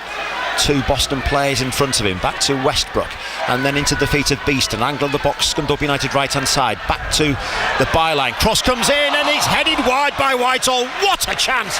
Great ball in from Joe Starbuck, and Danny Whitehall. Well, he has to score, Torps, doesn't he? He has to score. He does. I think the referee just signalled that it was a push. I don't even know if he had scored, then the referee would have given a free kick there. he kind of just glanced it off his side of his forehead. Didn't get the contact, but I don't know if that was it's just, I think he'd give a free kick. It's just outside the 6-yard box. But great ball in from Starbuck this time. Great pace, out swinging, bit of quality that we need. Wogan clears from the free kick stroke goal kick, call it what you will. And it ends up out of play for an iron throw on this near side. The Scunthorpe United left, they attacked the railway end in this second half. We've played 59 minutes according to the scoreboard here and my stopwatch, and it's 5-2 to Boston. 5-2 to Boston. Scunny at home were 4-1 down at one point. Whitehall got it back to 4-2 with a penalty just ahead of half-time. And there might be a chance here for Cal Roberts, a mistake in the Boston defence. Keeper comes out and clatters Roberts. Referee's given a corner kick and he wants the trainers on for Roberts and for the goalkeeper. The Iron fans wanted a penalty. They might have a point, but both sets of trainers, the referee is urging onto the pitch.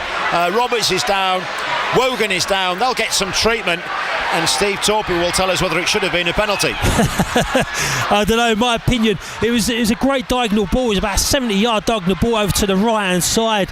It was a soft header back to the goalkeeper. And it was like, for me, I'm going to sit on the fence and go 50-50. I think both of them were in their right to go for the ball. Don't know who got there first. Obviously, that would have been the outcome and the decision made, but the referee's in a good position, like I normally say. And I think as Roberts has got contact with the ball, the goalkeeper's got his fist on it, so I think it was near enough bang on a 50-50. Both were on their feet, so hopefully no real major injuries. And I think, and I don't want to say too biased or unbiased, I think it's the right decision. Well, we've got to call it right. Give an honest opinion, Torps. That's all we ever ask for. And both players are indeed absolutely fine, and the result will be a Scunthorpe United corner, as first indicated by the referee. And Callum Roberts, of course, goes across to take a left-footed in-swinger from the Scunthorpe United right-hand side. It's whipped in again, it's flicked on at the far post, and Evans is there with a header. Couldn't really get direction on it. It's hooked away by Maguire for Boston, and back into the box though with interest by Denton. It'll fall for Starbuck now, who was dispossessed by Abbo temporarily, but recovers himself and has to lay it back though to Mahadi. As Curzons chases the keeper down to keep him honest, and it's just whacked upfield, and Gallagher's underneath it but doesn't get much on it. Maguire comes across to take it away from Denton, who thought he had it for the moment but didn't, and then Horton heads forward and as battles in midfield again, and Huula chips forward, and Abbo is on the edge of the area, and Starbuck has to go after him, and Abbo still has possession of the ball, breaks into the box on his left foot, gets a shot away, always rising over the top of the bar and into the Boston fans, and Mahadi runs to get another ball off one of the plinths, because he knows that ball from the Boston end ain't coming back anytime soon. It's a goal kick to Scunthorpe United. Yeah, he's been a real threat, Abbo, and he's down that left hand side, just ball over the top. Joe Starbuck's quick, and he missed his match there, but done enough just to kind of guide him on the outside and force his shot to go high and wide. But they are a threat, Boston. You can't, it's all going to be Scunthorpe now for the rest of the remainder of the just under 30 minutes. You know, there's plenty of action, and Boston are not just sitting deep and waited and soaking up pressure. They have got that threat, and they are, you know, looking to get this 6th goal.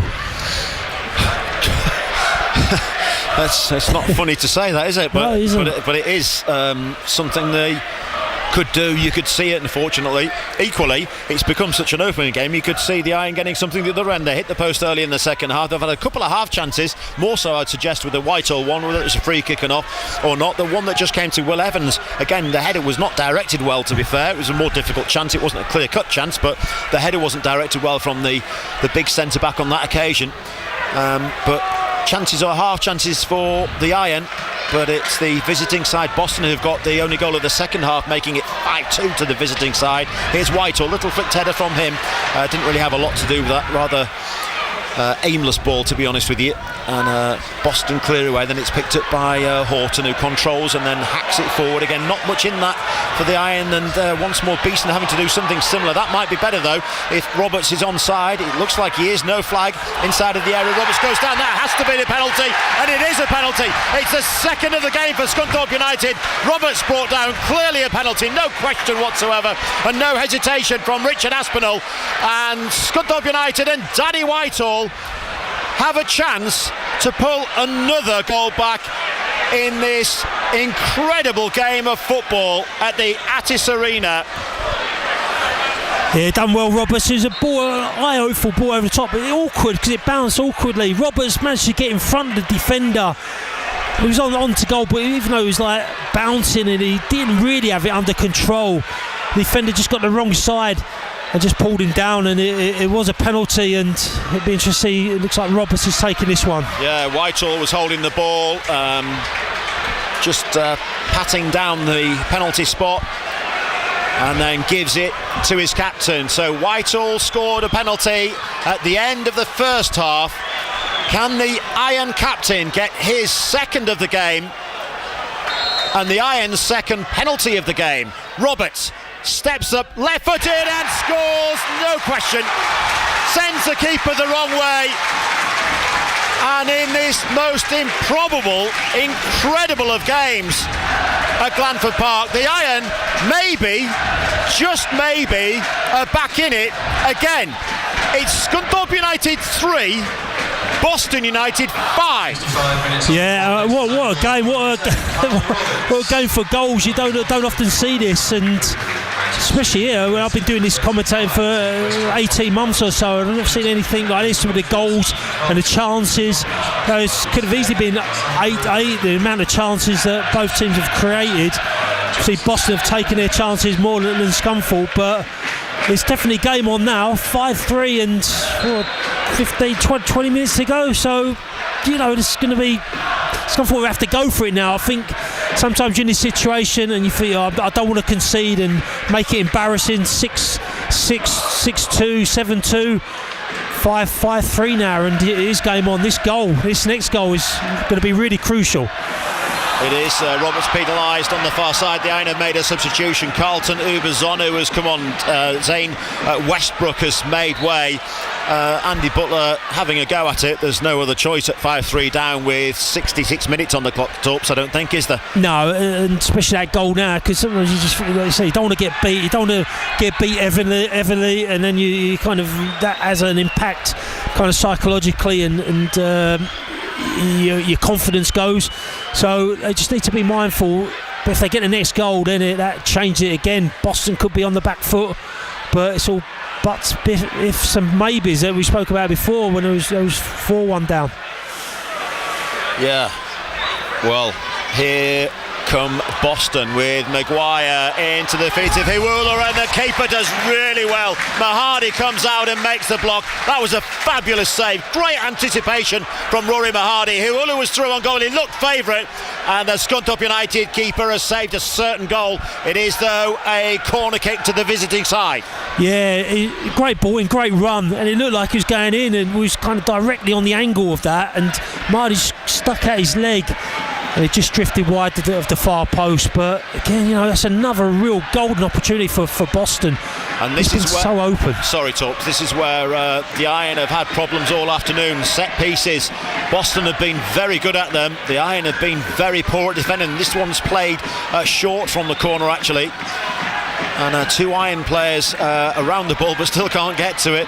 Abbo will get the cross in the end and head it away by Rowley, back with interest by Rooney, edge of the area, Maguire, Abbo again left hand side, he's got acres of space ahead of him, acres of space, the shot comes in, takes the deflection, cleared away, Beeston back into the box, his own box, but hacked away in the end by Denton. and the Iron perhaps can come forward with Whitehall just inside the centre circle, inside the Boston half. Does really well. Plays in Roberts into the box. Cross comes in looking for Ubezuno. Blocked by Rooney. Corner kick for Scunthorpe United. This is an incredible game of football. The Iron trail still low by 5 goals to 3. It's madness. It is. Great play from Danny Whitehall. Great first touch turn. Slid Roberts in down his right hand side. Just tried to square it across for Carlton Ubezuno. Intercepted for a corner. Roberts will take it. Again a left footer. Again an in-swinger. This time headed away at the near post by Maguire though. The corner taker Roberts will have it again. And another opportunity. Just casually plays it to Starbuck. Into the box it goes. There's too much height on it. Evans was being held up anyway by Carsons, but either way he wouldn't have got to it because there was too much air on the ball in from Starbuck, and it runs out harmlessly for a goal kick, and Danny Whitehall rather kindly places the ball on the 6-yard box for Andrew Wogan because the Boston keeper wasn't going to do it anytime soon. Yeah, he's actually in his usual sarcastic way put a little bit of his foot on the floor and actually teed it up for the goalkeeper. Subsequently the goalkeeper has moved it to a position that he prefers, but yeah, Danny Whitehall just trying to get the game going, get a bit of an atmosphere, get this crowd behind us, which they have done. They've stuck with the group of players. They just want to see this 4th goal and potentially an equaliser. Hiwulu trying to play in Abo, but cleared away by Starbuck. A high ball into the darkening skies here. Flag goes up against Boston. It'll be a free kick. We can't see the floodlights, but I'm fairly sure they're on, Torps. It's not dark yet by any means, but it's darker than when the game started in every single way. There was bright sunshine. It was a nice but chilly and crisp day when proceedings began at 3 o'clock. By 3:45 it was a bit of a nightmare for Scunthorpe United. They were 4-2 down at half-time, 5-2 down within a few minutes of the second half, but Callum Roberts' penalty, the second penalty of the game and his second goal of the game, has given, again, I say it again, a glimmer of hope for Scunthorpe United. I've said that 2 or 3 times, and the Iron have failed us, to be honest, so far, because they've got back into the game or had a chance of the game and then let the visiting side in again, and Starbuck has to defend manfully and does really well, but Abo's back at him and wins it again. He's had a cracking game, as Ken Abo is a low centre of gravity kind of guy. He's got some pace, he's using his pace. Keeper comes out and smothers, might be a chance into the box, headed away by Evans. A saving challenge by Evans with a header because the keeper was way off his line. Cross comes in again and it's Evans once more away, and Rowley heads away, and the shot on the edge of the area surely will come from Gallagher. It does. It's just wide of Mahadi's post. He's looking like he's injured himself in that, and his arm is in the air. He'll get some treatment. Maybe he just needs a bit of wants to have a minute or 2 of time, I'm not sure, because he'd come off his line and done really well, and then because he was off his line though, he had to come off his line to make the save from Abo. It was a great save actually, but because he was off his line, the chance for Boston came, and Evans did really well actually by heading the ball off the 6-yard line as it were, but had he not done so it would have been a goal because the goalkeeper was nowhere to be seen. He's getting some treatment, and Boston United are going to make a substitution, and this man is coming on. Greg Sloggett is coming on for Jordi Hiwulu. Yeah, a bit frantic, isn't it? The game's been frantic full stop, but that just kind of summed the game up. There's so open, so many chances. So Boston had 2 real good chances there. Eventually shot from the edge of the box, just drifted wide. Mahadi probably would have had it covered, but you know, I've been really impressed with Boston. They don't look like a team who is struggling. Paul Hurst has gone in and made a massive impact in their improvement over recent weeks. And Scunthorpe just kind of fallen into this trap of being so open. I know they have to go for it. They're 5-3 down with just under 20 minutes to go, but you just think, God, it's a crazy game to be involved in and actually spectate and watch. Yep. Boston came into the game on the back of 3 successive wins. This will be 4 if it stays this way. Paul Hurst only appointed in January along with his assistant Chris Doig after Graham Coughlin was let go. And a vastly experienced manager, Paul Hurst, of course, 2 or 3 goes at Grimsby, a couple of goes at Shrewsbury. He's been a manager here, of course, at the Iron as well. Short spell at Ipswich, didn't quite work out for him there back in 2018, as Evans now for the Iron hits a diagonal ball forward, and Tyler Denton does really well to win the header against the much taller Teal. And across comes Rooney to make the clearance, and it's a throw-in for the Iron, which Denton takes quickly. And Beeston, one of 2 second-half subs, or half-time subs, should I say, and Ubazunu's come on into the second half as well. It's back with Evans as Boston defended. Evans and Beeston playing a little game of their own in centre field for the moment. Now Beeston into Rowley, who could have got 2 yellow cards in the first half, didn't get any. Now Beeston again from the captain Roberts. Rowley once more out on the right flank, and Beeston goes across to help out as well. It's tight on that far touchline, gets in between 2 Boston players who's looking for assistance from Rowley. Didn't quite come in. Fortuitous fell into the box actually in the end, and Rowley was just lining up a shot there as the challenge came in on him. It was an important challenge as well from the substitute Sloggett. It's a corner kick for Scunthorpe United though, and Roberts will take. It'll be another left-footed in-swinger. The 4-5 Scunthorpe United players on the edge of the area. Now they break into the box. It's a high ball towards the far post. Header comes in from Beeston, comfortably held though by the goalkeeper Wogan.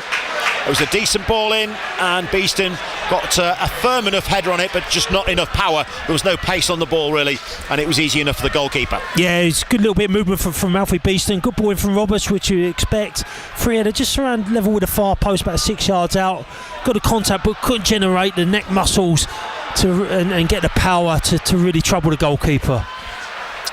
Beeston, who's made a difference since he came on, hit the post at the start of this second half.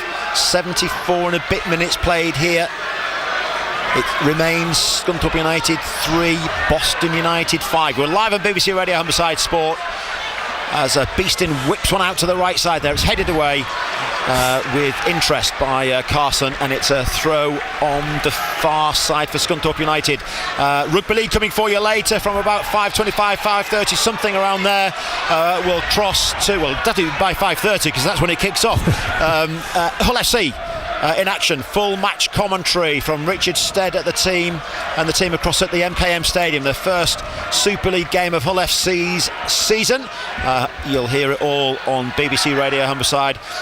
Don't forget tomorrow, Scunthorpe United, Grimsby Town, I'll get into trouble, won't I? Grimsby Town playing in the FA Cup. We'll have that one for you as well. Wolves, the opponents. Here's Horton breaking down the left flank, trying to get the cross in. The crowd like that. Some decent effort, some decent football from Scunthorpe United. It's blocked by Teal. It'll be a throw-in, or a corner rather. Is it a corner? I think it has gone out for a corner. Indeed it has, on this near side. And Roberts will come across to take. This one a left-footed out-swinger. What can the Iron captain do with this? It was a decent ball in towards a near post, and there was a chance of a header from Dausch. He just didn't quite get any purchase on it. Again a ball in. This one's too near the goalkeeper from Roberts, and he gathers comfortably. I thought Dausch should have got his head onto that touch. You're nodding and you clearly agree. Yeah, it was a good ball. He was in a good position just in front of that near post, just to glance on. Kind of just ducked and didn't get any real contact on the ball. Again, it was a good ball, and don't need much, but just to kind of guide it goalwards or just get a touch on it so somebody else could get on the second ball. But yeah, just failed to make contact in a real good area there. Boy, oh boy, oh boy. Well, Scunthorpe 3, Boston 5. Incredible. Boston in possession in centre field, in halfway inside their own half, hacked away by Gallagher. Kersons is offside, says the assistant on this near side. It'll be a free kick to the Iron. And the boos, I was just wondering what they were for, and then I had a look, and the Boston goalkeeper suddenly, Torps, has got some cramp. Yeah, which we see, and to be fair, Mahard has done it on numerous times throughout the season. It's part of the game now. The referee will add it on, but it just takes that little bit of momentum from the game, doesn't it? That kind of prowess that Scunthorpe have shown in the last 5 or 10 minutes. They're on their front foot, need to try and force something. This just delays and just kills that tempo of the game. But it's part of the game now, so we need to get used to it, and I think we are getting used to it. What happens now, Torps? Where does Scunthorpe go from here in this game I'm talking about? We've got 13 minutes left, plus there'll be a fair amount of stoppages as well. The two teams getting some instructions from the respective coaching staff. Yeah, I just think they've got to keep going, haven't they? They've still got 13 plus injury time to go, so if they do get another goal within 5, 6, or even the 90th minute, they've got that little outside chance of getting something out of the game. I think 3 points is well out of their reach, but that next goal becomes really crucial. They've had a couple of half chances, all right. Boston have had a few chances as well, but they do need something, and they're going to have to go for it, and they at some stage, which would leave them open defensively. But if it's 6-3, then so be it. They need to go for it in these remaining 12 plus minutes. Well, Ken Abbo's coming off for the visiting side. Kieran Donnelly is going to replace him, and I can only imagine he's either got a slight injury, which you can't see as he comes off, or he's just a bit knackered, because he's been fabulous. Yeah, he has. I think it's more the latter. I think Alex. I think he's run himself into the ground, defending and attacking, and really been a threat for Boston this afternoon.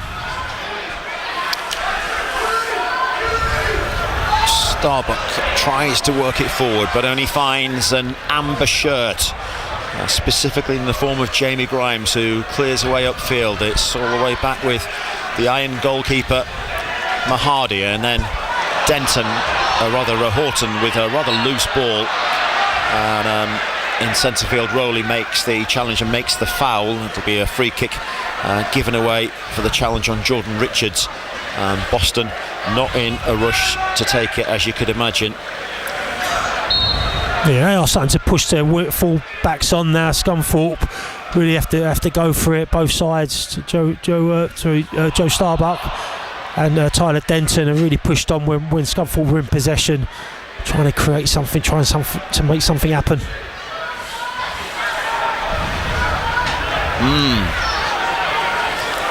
Sloggett does just that, whacks it upfield. Gamely chased by the substitute Donnelly. Is not going to get there. It's a throw in for Scunthorpe United. What have the Iron got left then? 10 minutes remaining. Scunthorpe United 3, Boston United 5. What a game of football. Not always necessarily for the good from a Scunthorpe United point of view, at least. Cleared by Mahadi, headed back with interest by Gallagher. Now it's with Denton on this near side. Well, to be honest with you, a hopeful ball forward, which Ubazona does really well to chase and really well to get hold of, and even better to win a corner kick. Well done him, because the pass from Denton, frankly, was pants. It was right in the corner, and Ubazona made a poor ball, a really good ball, and used his nous and his experience to get a corner. Roberts takes towards the near post. Shot comes in, but Horton wasn't really going to do anything with that from that angle, to be honest. Did his best, but came off his shin, I think, more than anything else, out of play harmlessly for a goal kick to the visiting side. Yeah, see what Roberts done, just varying his corners, tried to whip it out swing with his left foot. Horton just got the advance of that near post. It's always difficult when you're under a bit of pressure to get that contact and the accuracy on the ball. But yeah, got it a little bit wrong.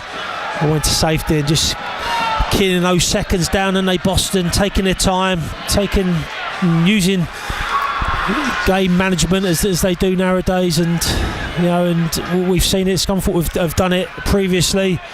It's just frustrating from everyone's perspective if you're on the receiving end. Yep, Andrew Wogan, the Boston goalkeeper, got a yellow card as Torps was talking then for exactly that, time wasting. Referee ran out of patience with him. Amazing run of games between these two teams. They've not played each other that many times. 9 times in the league. Scunny have only won once, Torps. Boston have won 3 times, 5 draws, 1 game in the FA Cup, which I was hoping might be an omen. I'll tell you in a second, as Horton hits it into the box, headed away easily enough, and there might be a shot from distance from Roberts. He thought about it, didn't he? Then the opportunity closed down, had to play to Denton, to Horton, back to Denton again on this near side. Roberts available on the left flank, and used now. Callum Roberts out. It's a poor ball. Not enough on it from Tyler Denton, and it's picked out by Gallagher, and he strides forward and crosses halfway. He was looking for Curzons. He and Curzons on a different wavelength, and Alfie Beeston trots back to pick up possession, plays a short little nonchalant 1-2 with Horton, and Beeston has it again. A run from Starbuck on the right flank. He wasn't used, and it's back with Horton again on halfway, and Denton now on this near side, tight to the left hand touchline of Scunthorpe United's left flank, and Horton again drives one in. He was looking for his captain Roberts. It was intercepted though easily enough in the end by Richards, but the Iron have it back again in the form of Starbuck. And now, well, that was a poor challenge on the back of Roberts, and in fact it was given. I thought he wasn't going to give it for a second. Slog it on the back of Roberts. It's a free kick to Scunthorpe United. That first game between these two sides I was referencing in the FA Cup, 9-0 Torps. Plenty of goals today. One more and we'll have 9, but not the way that Scunthorpe United had it back in 1953. And not the way you had it, Torps, when you scored the winner in that only league win back in 2002. Peter Bigley put on the penalty spot. Mark Greaves, the former Hull City defender, getting his marching orders for Boston that day. Here's Roberts with this free kick. Into the box it goes, back across goal on the edge of the 6-yard area. No Iron player around it, and all too easy for Boston to clear. Scunthorpe have to do better there, surely have to do better. They have a throw, it's with Horton, and now it's Rowley. Chips one into the box, and out comes the keeper, doesn't get there, isn't fouled. Roberts tries to play into the box, keeper recovers and gets the block in, and Whitehall, well, the keeper I think suggesting Whitehall stood on him. I don't think he did for a second, and I think the keeper thinks better of it and gets to his feet. I think he was feigning injury, that was my impression. If I'm mistaken I will apologise, but that's what it looked like to me anyway. Play continued. Roberts, I can't really blame him for that, but had he been able to play the ball away from the goalkeeper as he tried to cross on the byline, the goal was gaping. Yeah, a bit of an error from the goalkeeper. He's come out to try and claim it and catch it. Didn't get the contact under pressure. Fell to Roberts, just delayed that little cross, and it was only Cardinal Bizano in the box against 4 anyhow, but just needed to miss that goalkeeper. He done well to recover and get a glove on it, and it went to safety. But again, another slight opportunity for Scunthorpe. Yeah, time is ticking away. Time is running out for Scunthorpe United. It's the Iron 3, Boston 5. Live on BBC Radio Humberside. Alex Burgess, Steve Torpey, your commentary team this afternoon. It's been a fascinating game of football, an incredible game of football, but not a fun one if you're a Scunthorpe United fan, because they've been second best largely throughout the game. That was a clear handball, surely, by Alfie Beeston. Referee didn't see it.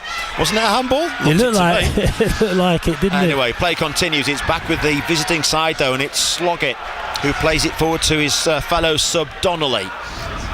And Boston just playing a bit of keep ball, taking a bit of time. Grimes has it on halfway into the feet of Richards, and he was looking to find Donnelly, but he and Donnelly on different wavelengths again. And it'll roll out of play for a throw into Scunthorpe United. Across goes Starbuck to take it on the Iron right hand side.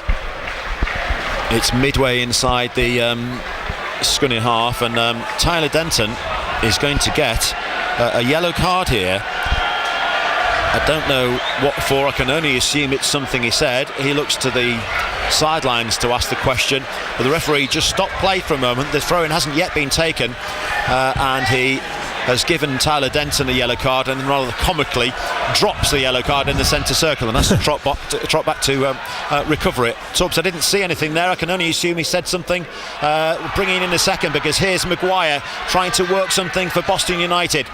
And in the end he just plays it out to Gallagher and gets it back again. This deep inside Iron territory. It's back with Teal now halfway inside the Iron box on the Boston right hand side. Infield it goes again to Maguire, and back out to the right flank, and Gallagher who'll think about the cross. Ocean Gallagher goes down under a bit of pressure, and then the ball is half cleared and it's off the legs of Teal, and it's a throw in for Scunthorpe United. The yellow card, Torps? Yeah, I didn't see nothing in it. I know Andy Butler and John Schofield were talking to the fourth official there, and by looks of things weren't particularly happy with that decision. He was having a bit of a go at him, Andy Butler, but yeah, it looked like it was something he said in there, unless it was previous. Long ball forward, Upazuno gamely chasing, is at the byline, then turns back, finds Dausch, Into the box it goes, over the top of Whitehall. Might fall for Rowley on the edge of the area. It does. Brings it down on his chest. Controls it nicely. Leaves it for Roberts. Edge of the area again. Roberts works it out to Doush on this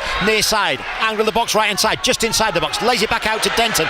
The crowd urging Denton to shoot. There wasn't really an opportunity. It's back with Rowley. The Iron trying to get into the game. The ball played in and it came off the hands of a Boston player. And the crowd and the Iron players are convinced it should have been at least a free kick, if not another penalty. Referee's not interested, and another Boston player has gone down and will have a break in play, and referee will allow the physio to come on, so the Boston player will have to go off actually. So, I think it was. I think he did it his hands, Alex. I don't know if it was intentional. His hands were by the side, but as the crosses come in, he was only 4 or 5 yards away. His hands were just outside of his body in terms of his position. And for me, that was a real close call for a penalty. They're talking to the referee now. The referee's assistant didn't really flag for it. The referee was in a good position. He could see it clearly from my thoughts. So I think it was maybe a potential penalty that they never actually got. But would the referee give you 3 penalties within a game? That may have been in the back of his mind as well. He's already given us 2. Would he give us a third one? Maybe not. No, it maybe was a stretch too far, and maybe would suggest it wasn't intentional. It kind of came at him. Don't know. We'll never know. It isn't to be. Another substitution is taking place for the Iron, and Boyce is coming on. Was that Horton who's gone off? I think it was. Didn't just see Torp? Yeah, Horton's gone off. I think Boyce will go up front now as a makeshift number 9. Going at him direct, it's going to get the first and second balls, and can Boyce be the hero? Indeed. Another substitution being made by Boston. The man coming on is Ben Grist. I thought it was Frankie Maguire is the man going off. No relation to Harry, I'm told. Jake Rooney, as I mentioned earlier, who scored twice and playing at centre-back for the visitors, is the cousin of the rather more famous and well-known Wayne. Torps is getting to his feet. Bit of cramped up, so he turned the lights on for me. I knew you'd know where they are. Chance for Ubazuno maybe inside the penalty area. Roberts heads back into Ubazuno, trying to control it, back to goal, looking to lay it off, trying to get a shot away perhaps. There's going to be 9 minutes of added time as the ball comes back into the area. Shot comes in from the edge of the box from Beeston. It's high and it's way over the top of the Donna Road end, right out of the stand. There you go. Scunthorpe United are failing at the moment, and Steve Torpey is failing also. He's not found the light switch. I know, it's not my job. Normally Ollie's directly below the light and he normally puts it on, but unless I'm pressing the wrong button, and I don't want to press the wrong button and kill our power. Yeah, exactly. I had the same thing. I don't press any buttons for the same reason. Anyway, it's just getting a bit dark in the press area. More importantly, it's dark for Scunthorpe United on the pitch. They trail by 5 goals to 3, but there are 9 minutes of added time for the Iron maybe to do something, to get something. It's a long shot, quite honestly, but they're giving it a go, to be fair to them. But so too are Boston, and Kirstens and Donnelly combined, and Donnelly looked like he was going to get away from Starbuck for a moment, but Steve Torpey referenced Joe Starbuck's pace earlier, and he used it there to good effect and defended well. The header from Evans is a loose one though. It'll be picked up by Gallagher, and the substitute on this right flank, Grist, will pick up possession, but he's dispossessed, and Denton will take the throw in quickly and combines with Beeston. Beeston wanted it back again, surely, and gets it back again. He's going to be closed down by Grist again, but he plays it short across the line to Starbuck, and then upfield towards Boyce, who, as Torps quite rightly said, is playing as a makeshift centre forward. No other option really with Scunthorpe United 5-3 down at home. It's going to be a free kick for the Iron meanwhile, as Roberts comes across to take. Yeah, got bear hugged there, Boyce, but great opportunities to put in the box. It's really now or never really if we're going to get anything out of this game. 2 goals, they need to get back in 7 minutes, big ask. It is a big ask, and you feel that one has to come maybe now.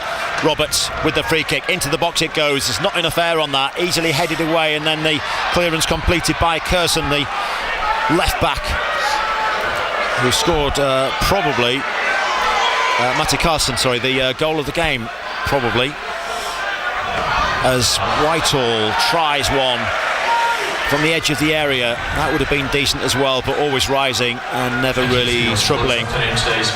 Bit of a snapshot, weren't it? It kind of fallen to him. I think he's just on the swivel, probably about 23, 24 yards out. Just hit it with his right foot. If that goes in, it's game on, and a fantastic finale. But just caught the outside of his foot and the outside of the ball, and kind of swerved just wide of the goal. But in his right to have an opportunity there and a strike at goal.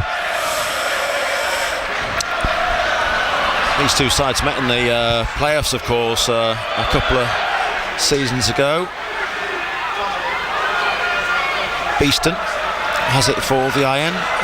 Long hit forward. Little flicked header from Boyce. No Iron player on the end of it. It's back with interest, and Evans is up in the air, and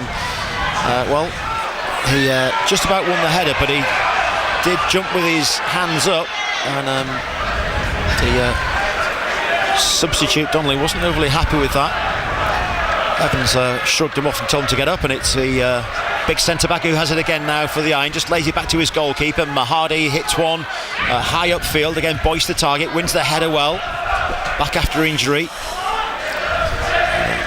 It's Denton on halfway, who was shown a yellow card a few moments ago. Just slips in the turf, but his pass finds Starbuck anyway, and the Iron can break down the right-hand side. It's with Rowley. What can he do with this? He'll get to the byline.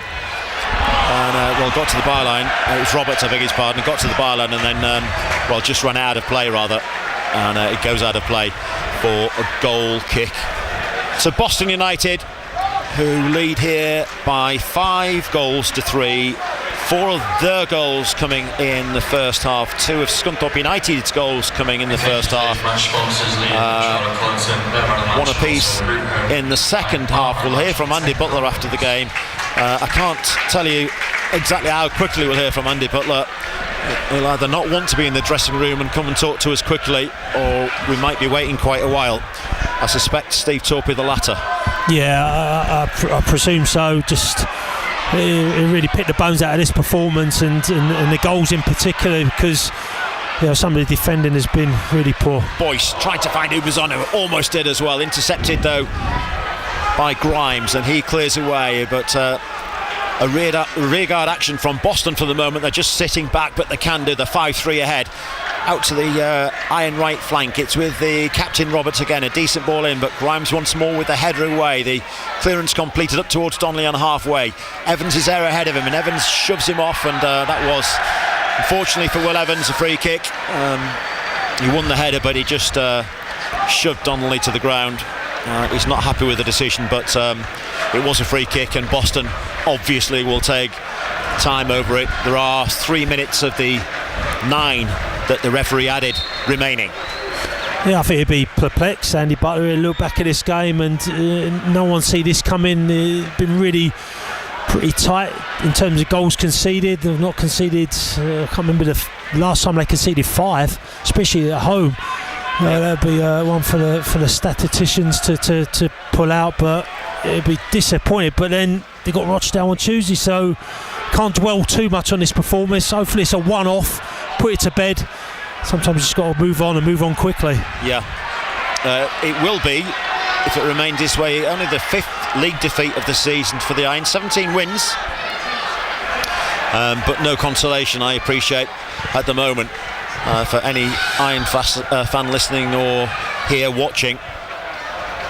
And no consolation for Andy Butler, I'm sure, when we speak to him, as we will after the game. If we can get him on air before we go to the rugby, we will. But I suspect more likely it'll be something we'll play into half-time, or you have it on BBC Sound straight away for you as soon as we have it, regardless. So we will get some reaction as soon as we can, but for obvious reasons it may not be as immediate as we might wish, because the Iron, unless something incredible happens, and that is almost an incredible shot from Roberts but wide, unless something incredible happens, Scunthorpe United, with 2 minutes of the added time remaining, are going to go down to defeat here at Glanford Park. Yeah, Roberts unlucky there, just read the situation, got on the second ball, just teed up nicely, about 25 yards out, left foot, just snatched it, went to the goalkeeper's left hand side and to relative safety.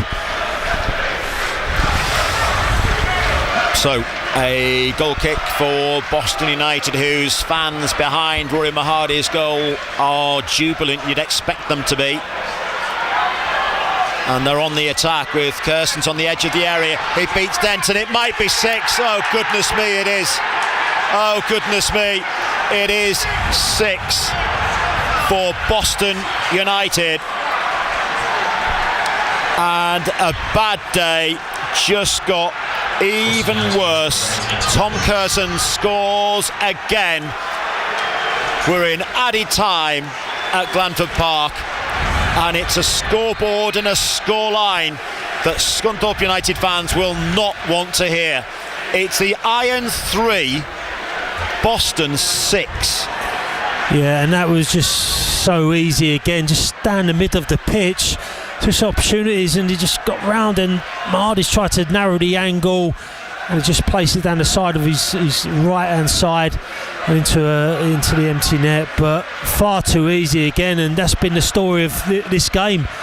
Some of the goals that Scunthorpe have conceded is so uncharacteristic, like always been hard to beat and a tough team, but this afternoon is complete contrast and one that needs to be sorted if they're going to trying to get this playoff spot.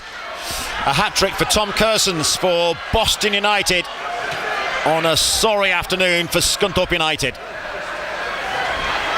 Play continues in the remaining added time. Starbuck with a high ball into the box. It bobbles around of Boyce and Ubazonu, and neither of them can really bring it down, and it's cleared away by the amber shirts of Boston United, and Carlton Ubazonu will come and take this throw in. He's nobody else around him to take it off him, and he throws it to Beast, and his control isn't great, and Boston can clear again only as far as Evans, and now Denton hangs one up into the centre of the pitch, and Whitehall wins the header, and Boyce will chase after it, but again it's an amber shirt in possession until Denton steps forward and gets the ball for the Iron, and then a challenge comes in from Grist. It comes off the legs of Denton last, and that will be, I suspect, just about that. Referee Richard Aspinall looks at his watch, and we don't have long before the Iron fans, the Iron players, and possibly the Iron coaching staff are put out of the misery. Though if we know Andy Butler at all, I think there may be more misery inflicted on his players by the coach, because he will not be happy. The boos of Glanford Park tell you the Iron fans are not happy. Scunthorpe United have been shocking this afternoon. Boston have been brilliant. It's been a Valentine's Day massacre at Glanford Park. It's been awful from a Scunthorpe United point of view. Steve Torpey for 1 hour till 10 o'clock, he couldn't sum that up. I don't quite know what to say. It's been a poor performance, and that's being polite. Yeah, I don't know where this has come from. I never see this, and I'm sure Andy Butler would never have seen this. But it's been such an open game. It's been unreal. Even Boston has conceded 3 goals, but Scunthorpe concede 6 goals on their own patch, and in the manner and the style that they have done.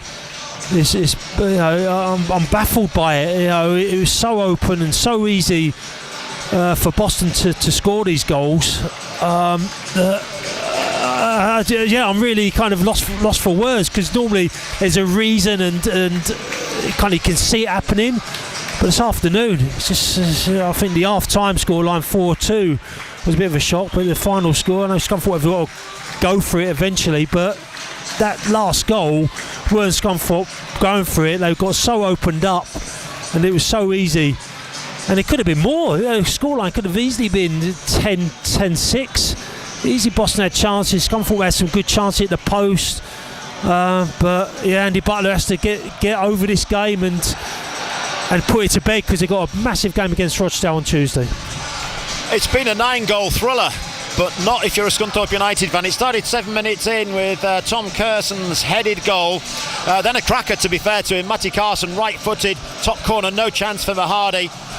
Jake Rooney, cousin of Wayne, scored the third, another header.